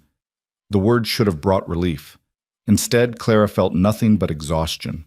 The battle was over. She'd survived. Now she had to figure out how to actually live. Outside the courthouse, reporters swarmed with questions she didn't answer. Ethan's security team created a protective bubble that got her to the SUV safely. As they pulled away from the courthouse, Clara watched it recede in the side mirror, this building that had consumed weeks of her life. "It's really over," she said quietly. "The trial is over," Ethan corrected. "The healing is just beginning." Clara leaned against his shoulder, letting herself feel the weight of victory mixed with the exhaustion of war. She'd destroyed a criminal empire, testified against a monster, and survived with her truth intact. Now came the harder part. Learning to live without fear, learning to trust again, learning who Clara Moreau actually was when she wasn't defined by survival. But for the first time in 18 months, she had the freedom to find out, and that made everything worth it. The 3 weeks between verdict and sentencing passed in a strange, suspended reality.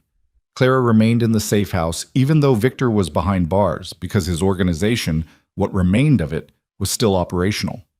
Agent Chen warned that desperate men made desperate choices, and Victor's remaining loyalists might see his sentencing as their last chance to strike. But something had shifted after the guilty verdict.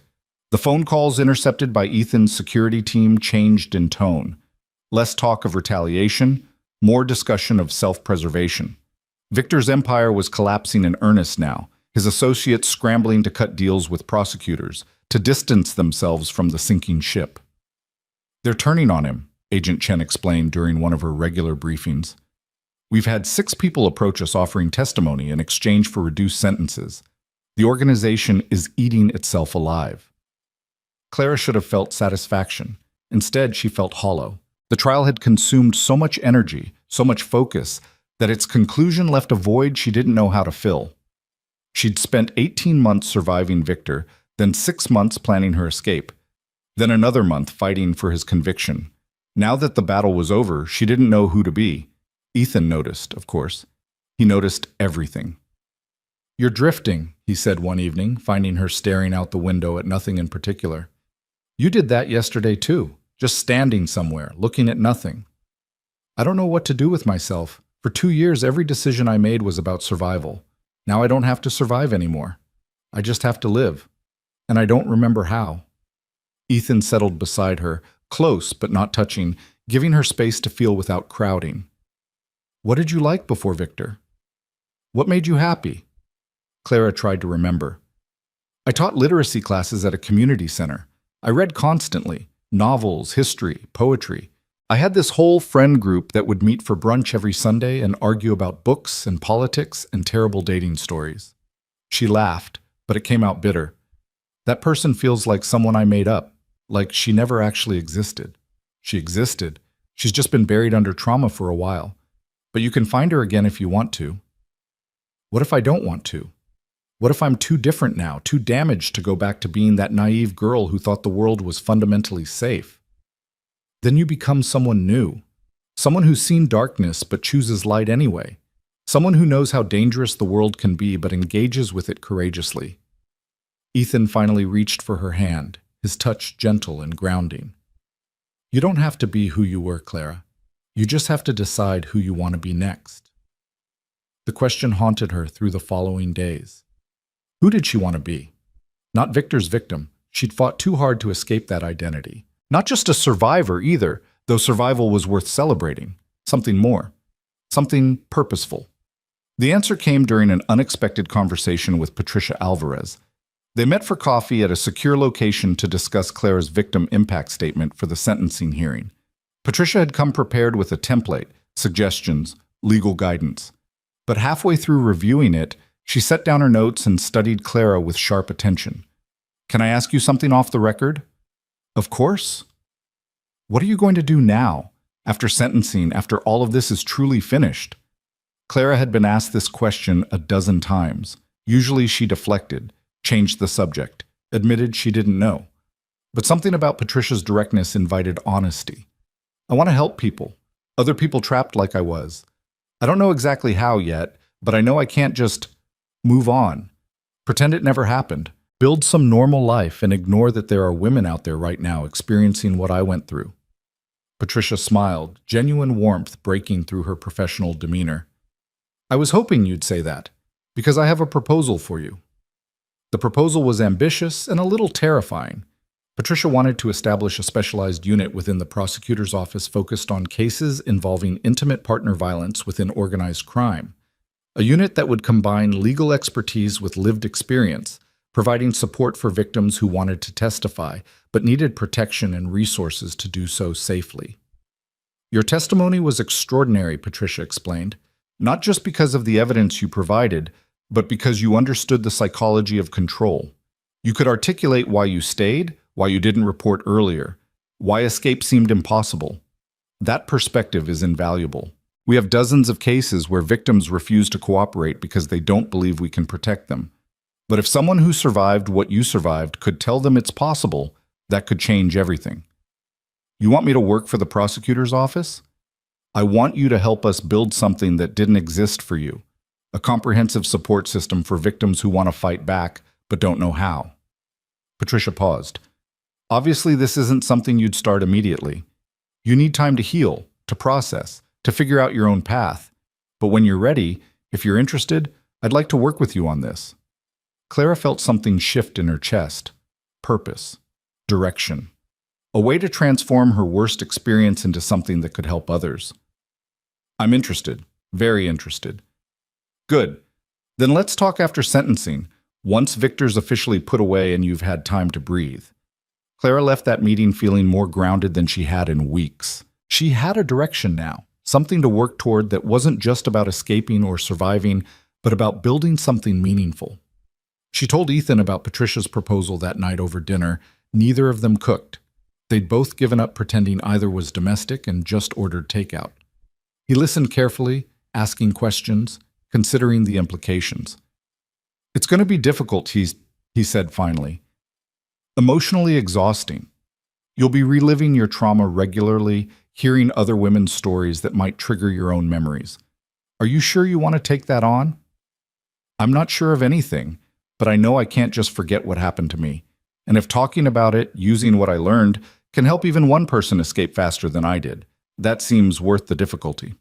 Ethan's smile was warm with approval, and something deeper Clara was beginning to recognize as affection. Then I'll support you however I can.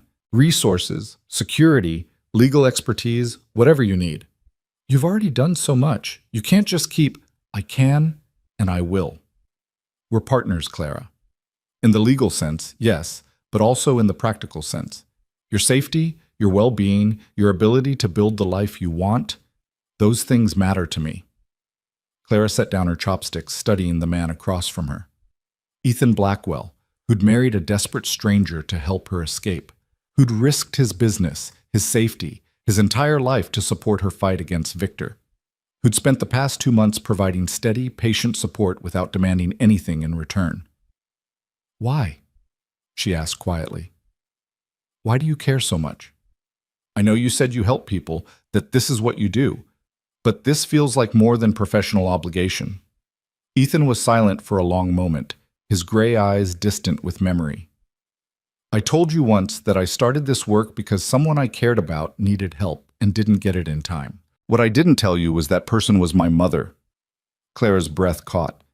My father was a successful attorney, well-respected, charming, connected. He was also violently abusive behind closed doors. My mother tried to leave twice.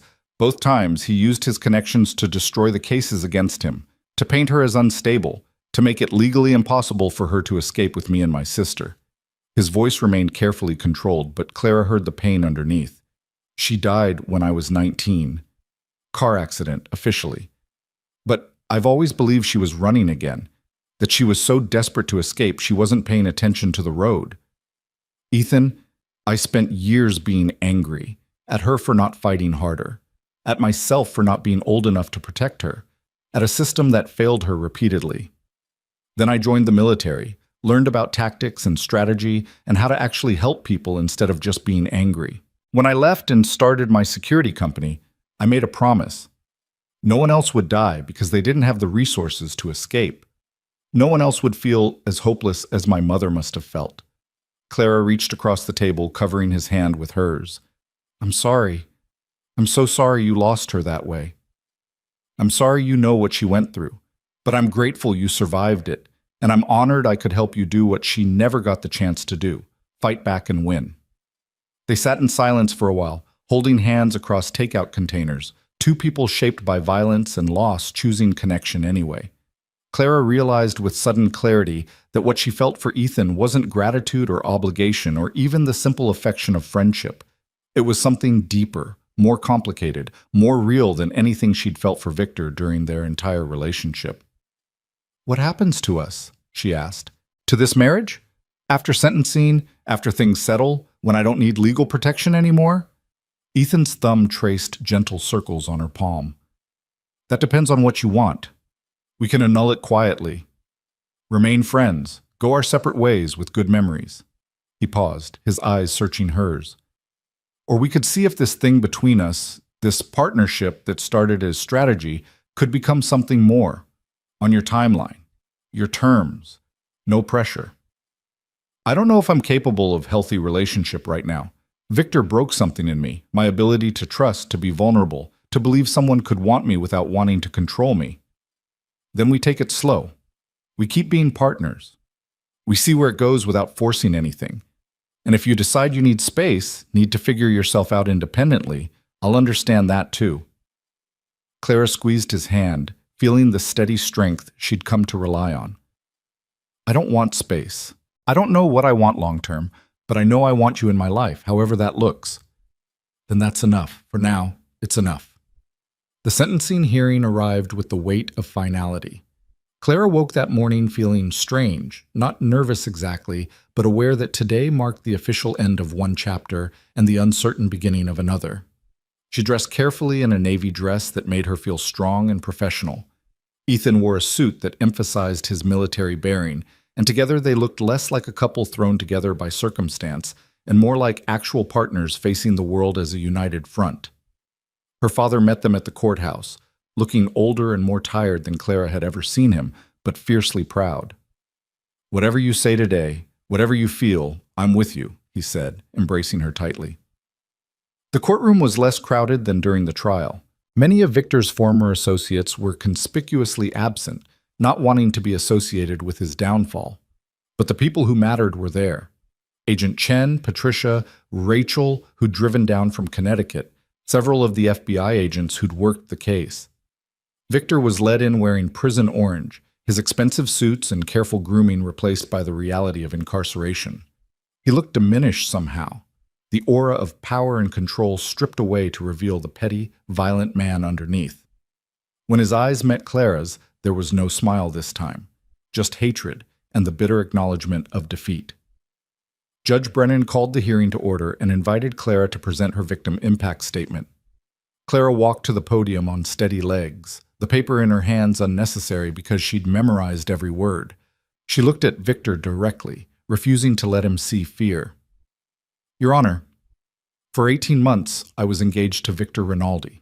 During that time, he systematically isolated me from friends and family, monitored my every movement, threatened the people I loved, and made me believe I had no options except to submit to his control. He told me I belonged to him, that I would always belong to him, that trying to leave would result in consequences I couldn't imagine. Her voice remained steady, clear, carrying to every corner of the courtroom. He was right about the consequences. Leaving him did result in violence, threats, and ongoing danger.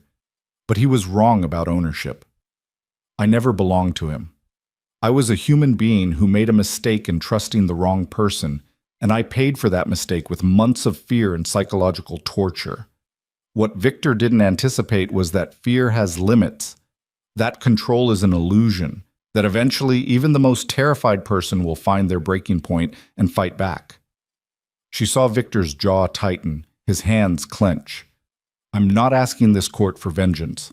I'm asking for justice, for recognition that what Victor Rinaldi did to me, and to countless others, was criminal. That using fear and violence to control another person is a crime worthy of the maximum penalty. I'm asking that he be held accountable not just for the financial crimes and organized criminal activity, but for the systematic destruction of human autonomy and dignity that was at the heart of his operation. Clara paused, letting the weight of her words settle. I will carry the scars of my time with Victor Rinaldi for the rest of my life. I will struggle with trust, with fear, with the lingering voice in my head that tells me I'm not strong enough to protect myself. But I will also carry the knowledge that I survived, that I fought back, that I won. And every day I live free of his control is a testament to the fact that people like Victor Rinaldi don't get to decide our worth or our future. We decide that ourselves. She looked away from Victor finally, addressing Judge Brennan directly. I ask that you impose the maximum sentence allowed by law, not because I believe it will undo the harm he caused, but because it will prevent him from causing that harm to anyone else. Thank you. Clara returned to her seat between Ethan and her father, both of whom squeezed her hands in silent support. She'd said what needed saying. Now it was up to the judge. Judge Brennan reviewed her notes, her expression grave. Then she looked at Victor, who sat with carefully maintained composure that couldn't hide the fury in his eyes. Mr. Rinaldi, you have been found guilty of 47 separate counts, including racketeering, money laundering, conspiracy to commit murder, witness intimidation, and numerous other charges. The evidence presented at trial demonstrated a pattern of criminal behavior spanning decades. But what strikes me most profoundly is the testimony regarding your systematic abuse of intimate partners, your use of fear and control to manipulate vulnerable people, your absolute lack of remorse for the harm you've caused. Victor's attorney started to object, but Judge Brennan cut him off with a look. I have presided over hundreds of criminal cases. I have sentenced murderers, rapists, terrorists, but rarely have I encountered someone who so thoroughly embodied the concept of evil disguised as respectability. You used your wealth, your connections, your intelligence to build an empire of violence, and you did so while pretending to be a pillar of the community. She closed the file in front of her with decisive finality. On the charge of racketeering, I sentence you to 20 years in federal prison. On the charge of money laundering, 15 years. On conspiracy to commit murder, life without possibility of parole. These sentences will run consecutively. Additionally, I am ordering the forfeiture of all assets connected to your criminal enterprise to be distributed to victims and used to fund programs supporting survivors of domestic violence. The math was simple. Victor Rinaldi would die in prison. There would be no parole, no early release, no possibility of escape. He would spend the rest of his life behind bars, powerless and isolated, experiencing a fraction of what he'd inflicted on others. Victor showed no reaction as the sentence was read, but Clara saw his hands tremble slightly before he clenched them into fists. She saw the moment reality truly penetrated, that this was permanent, irreversible, the absolute end of everything he'd built. "Do you have anything to say before I finalize this sentence?" Judge Brennan asked. Victor stood slowly. For a moment, Clara thought he might apologize, might show some fragment of remorse or humanity. Instead, he turned to look directly at her. "This isn't over, Clara. Prison bars won't protect you forever. Eventually—" "Enough!" Judge Brennan's voice cracked like a whip. "Mr. Rinaldi, you are in contempt of court. Bailiffs, remove him, and add witness intimidation to the record. I want that charge prosecuted separately." Bailiffs surrounded Victor, but he kept his eyes locked on Clara as they hauled him toward the door. "You made a mistake. I said remove him. Now." They dragged Victor from the courtroom, still making threats, his voice echoing until the door closed and cut him off. Clara sat frozen, her heart pounding, the taste of fear sharp in her mouth, despite the fact that Victor was the one in chains. Ethan's arm came around her shoulders. "He can't hurt you. Not anymore." Those were just words from a desperate, defeated man. He sounded so certain. "He's going to die in prison, Clara. That's certainty. Everything else is just noise." Patricia appeared beside them, her expression a mixture of satisfaction and sympathy. "We'll prosecute that final threat. Add more time to his sentence, not that it matters when he already has life without parole. But I want it on record that even in defeat, he remained dangerous.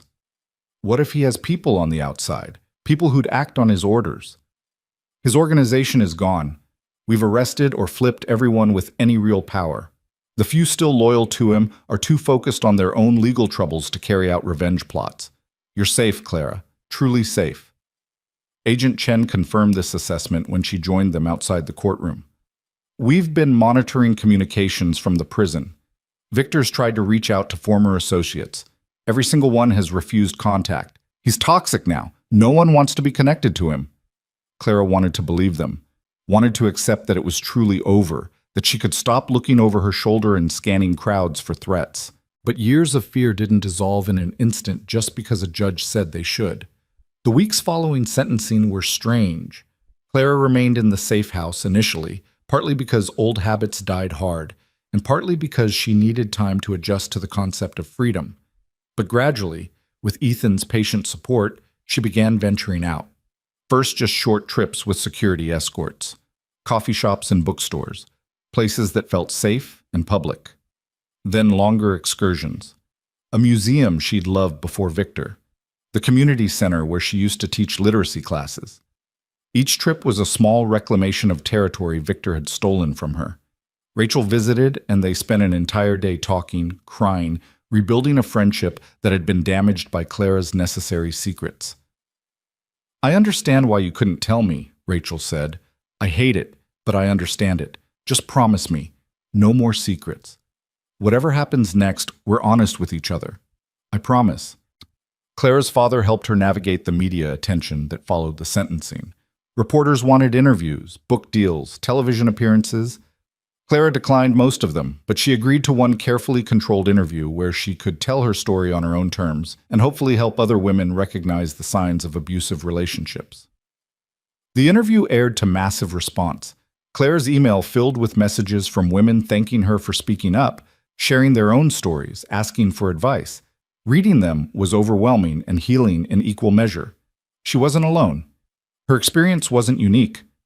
And by speaking her truth, she'd given others permission to speak theirs. Patricia's proposal became concrete. They spent weeks designing the specialized unit, securing funding, recruiting staff. Clara would serve as a consultant initially, providing perspective and support without taking on full-time work until she felt ready. The program would offer legal assistance, security resources, psychological support, and most importantly, a path forward for victims who wanted to fight back but didn't know how. "We're calling it the Moreau Initiative," Patricia said during a planning meeting. "If that's okay with you." Clara felt tears prick her eyes. Her name, attached to something that would help people. Her worst experience transformed into a resource for others. That's more than okay. 3 months after sentencing, Clara and Ethan finally addressed the elephant in the room, their marriage. They sat in the living room of the brownstone, which no longer felt like a safe house, but more like home, drinking wine and carefully not avoiding the conversation any longer. "I've been thinking," Clara started, then stopped, unsure how to continue. "Dangerous habit," Ethan teased gently. "I've been thinking about us, about this marriage that started as a legal strategy, about what it's become." Ethan set down his wine glass, giving her his full attention. "What has it become?" "Something real, at least for me. I know we got married under extraordinary circumstances. I know you didn't sign up for an actual relationship, but somewhere along the way this stopped feeling like pretend and started feeling like something I want to keep." She held her breath, terrified of his response. They'd been dancing around this for months, their partnership deepening into something neither had explicitly named, but saying it aloud made it vulnerable in a way Clara hadn't felt since before Victor. Ethan reached for her hand, his touch as steady and grounding as always. "Clara, I married you to keep you safe. That was the initial motivation. But I fell in love with you somewhere between watching you plan your escape and seeing you take the stand against Victor. Probably earlier, if I'm honest. You asked what this marriage has become. For me, it's become the most real thing in my life." "You love me?" The words came out smaller than Clara intended. "Completely. Probably have since you first looked me in the eye and asked if I'd be willing to marry a woman I barely knew to help her escape a monster. How could I not fall for someone with that kind of courage?" Clara felt something break open in her chest, something that had been locked down since Victor first made her afraid. "I love you too. I didn't think I could, didn't think I had anything left to give after Victor took so much. But you never asked me to give anything. You just stood beside me, supported me, let me be broken, and didn't try to fix me. You were never broken, just hurt. There's a difference." They kissed then, for the first time with intent rather than comfort, and it felt like coming home to a place Clara hadn't known existed. Safe and exciting, gentle and passionate, everything a kiss should be when two people choose each other freely. When they pulled apart, both breathless and smiling, Ethan said, "So we're doing this? Actually being married instead of just legally married?" "If you want to. If you're willing to be patient while I figure out how to be a healthy partner instead of someone just surviving. I'm willing to be patient forever if that's what you need. But Clara, you're already a healthy partner. You've been one for months. You just haven't been able to see it." They spent the rest of the evening talking about what their future might look like. Keeping the brownstone, which had stopped feeling temporary weeks ago. Clara launching the Moreau initiative while Ethan continued his security work. Building a life together that was theirs by choice, not necessity. "What about kids eventually?" Ethan asked. "Is that something you want?" Clara thought about it. Before Victor, she'd imagined children vaguely someday when life settled down. During her time with him, she'd been grateful she wasn't pregnant, wasn't tied to him through a child. Now, looking at Ethan, she could imagine it again. Eventually, yes. When I'm further along in healing, when I'm confident I can be the kind of parent who teaches strength instead of fear. Then, eventually, it is. A year after the sentencing, Clara stood in front of a crowd of supporters, donors, and media at the official launch of the Moreau initiative. She wore a dress Ethan had helped her choose, not because he wanted to control her appearance, but because she'd asked his opinion and trusted his taste. The distinction mattered. She took the podium and looked out at the assembled faces. Patricia was there, beaming with pride. Agent Chen had come despite her busy schedule. Rachel sat in the front row beside Clara's father, and Ethan stood off to the side, his presence steady and supportive without overshadowing her moment. 2 years ago, Clara began, I was planning to marry a man who I thought loved me. Instead, I discovered he saw me as property to be controlled. I discovered that love and possession are very different things. And I discovered that escaping abuse requires not just courage, but resources, support, and a community willing to believe you. She spoke about the Moreau Initiative's mission, comprehensive support for victims of intimate partner violence within organized crime contexts, legal resources, security assistance, psychological counseling, job training, housing support. Everything Clara wished had existed when she was planning her escape. "We're starting small," she continued, "but our goal is ambitious. We want to create a model that can be replicated nationwide. We want to make sure that no one has to choose between their safety and their survival, that everyone trapped in an abusive relationship has a clear path forward." The applause when she finished was thunderous. Clara stepped down from the podium and was immediately surrounded by people wanting to talk, to contribute, to help. She handled it with grace she'd rebuilt piece by piece over the past year, answering questions and accepting congratulations while remaining grounded in herself. Ethan appeared at her elbow during a brief lull, offering water and a quiet escape route if she needed it. "You were magnificent up there." I was terrified. Terrified and magnificent, like I said. They'd said that to each other so many times over the past 2 years that it had become something of a private joke. A reminder that fear and courage coexist, that being scared doesn't mean being weak. Later that night, alone in their brownstone that was truly home now, Clara found Ethan in his study reviewing security protocols for the initiative. She leaned against the doorframe, watching him work, feeling gratitude and love in equal measure. "What are you thinking about?" he asked, without looking up, somehow always aware of her presence. "How different my life is from what I imagined 2 years ago. How much better it is." Ethan set aside his tablet and pulled her onto his lap, his arms wrapping around her with the kind of secure affection she'd learned to trust.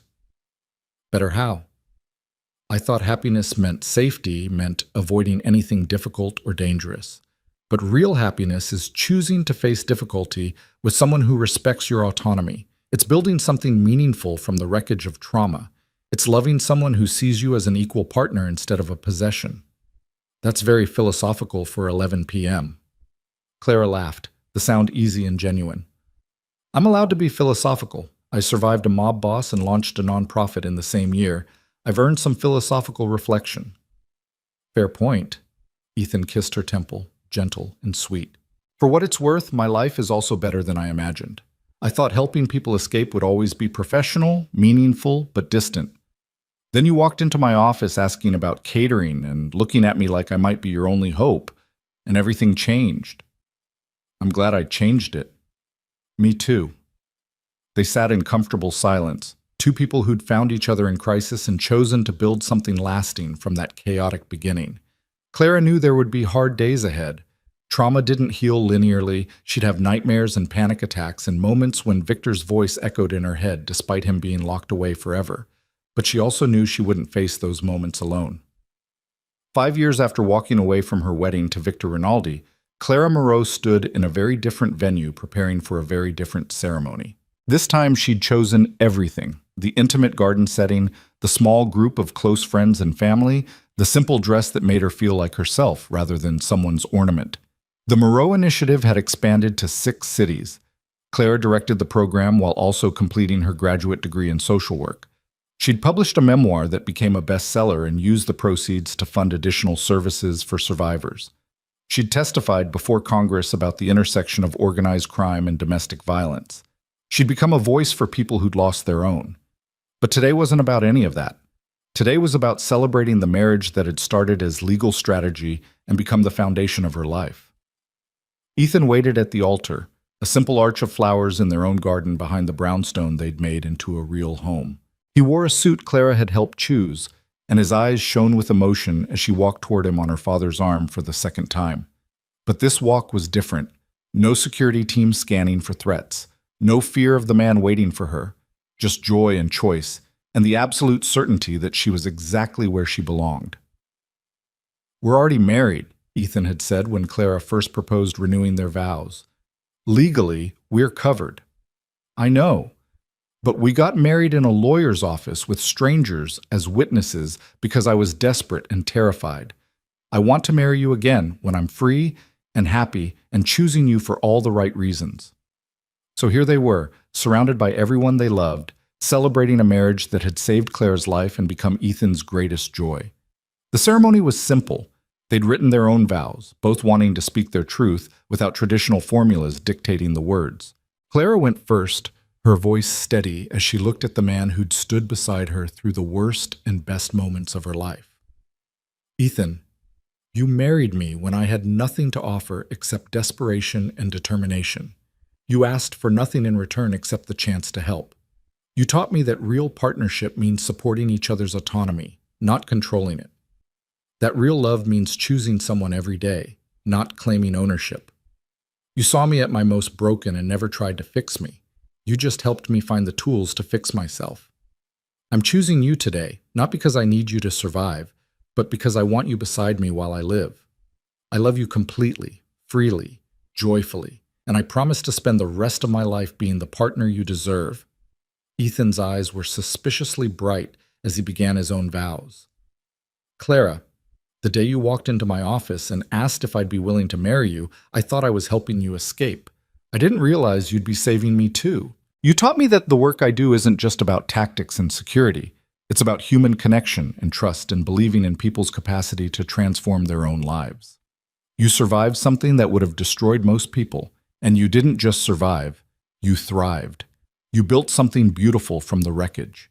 You chose yourself when it would have been easier to stay trapped. And then you chose me, which remains the greatest honor of my life. I promise to spend forever supporting your dreams, celebrating your strength, and loving you exactly as you are. They exchanged rings, new ones, chosen together, symbols of the marriage they'd built rather than the emergency measure it had started as. When the officiant pronounced them married, the kiss they shared was witnessed by everyone who mattered, a public declaration of private devotion. Rachel caught Clara afterward, pulling her into a tight embrace. You did it. You actually did it. Escaped the monster, brought down his empire, and found real love in the process. That's the best revenge possible. It's not revenge, Clara corrected gently. It's healing. Revenge would mean Victor still occupied space in my head. She gestured at the celebration around them, at Ethan talking with her father, at the friends and colleagues who'd supported her journey. This is me choosing to fill that space with joy instead. Her father appeared beside them, his eyes damp with emotion. Your mother would be so proud of you, sweetheart. Not just for surviving, but for building something meaningful from it, for refusing to let trauma define you.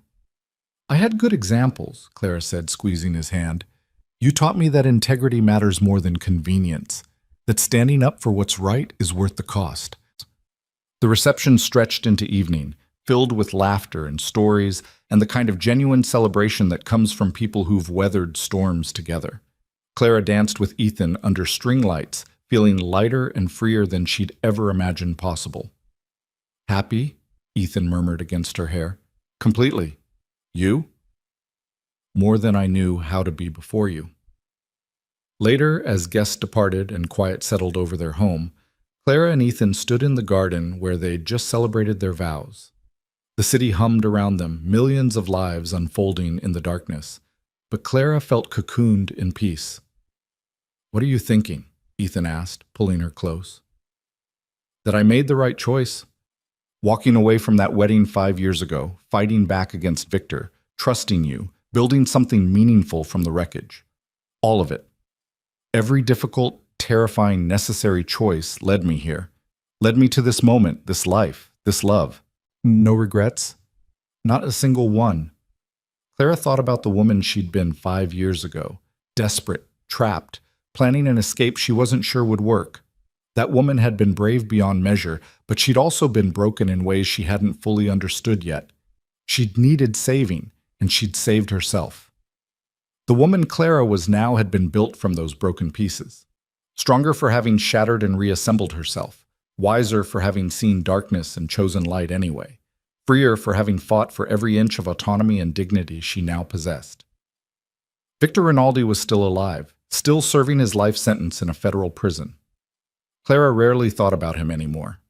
He'd lost his power the moment she'd walked away from that altar and chosen herself. Everything after that had just been confirmation of what she'd already known, that he couldn't own what had never belonged to him. I love you, Clara said, turning in Ethan's arms to face him properly. Thank you for marrying me, both times. Thank you for choosing me, both times.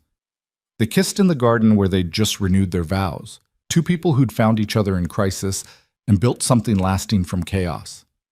And when they finally went inside, Leaving the string lights glowing behind them, Clara didn't look back. She'd spent too many years looking over her shoulder, scanning for threats, anticipating danger. Now she looked forward, toward the future she'd fought so hard to claim, toward the life she'd built on her own terms, toward the love she'd chosen freely. Victor had told her she belonged to him, that she'd always belonged to him. He'd been wrong. Clara Moreau belonged only to herself, and that made all the difference.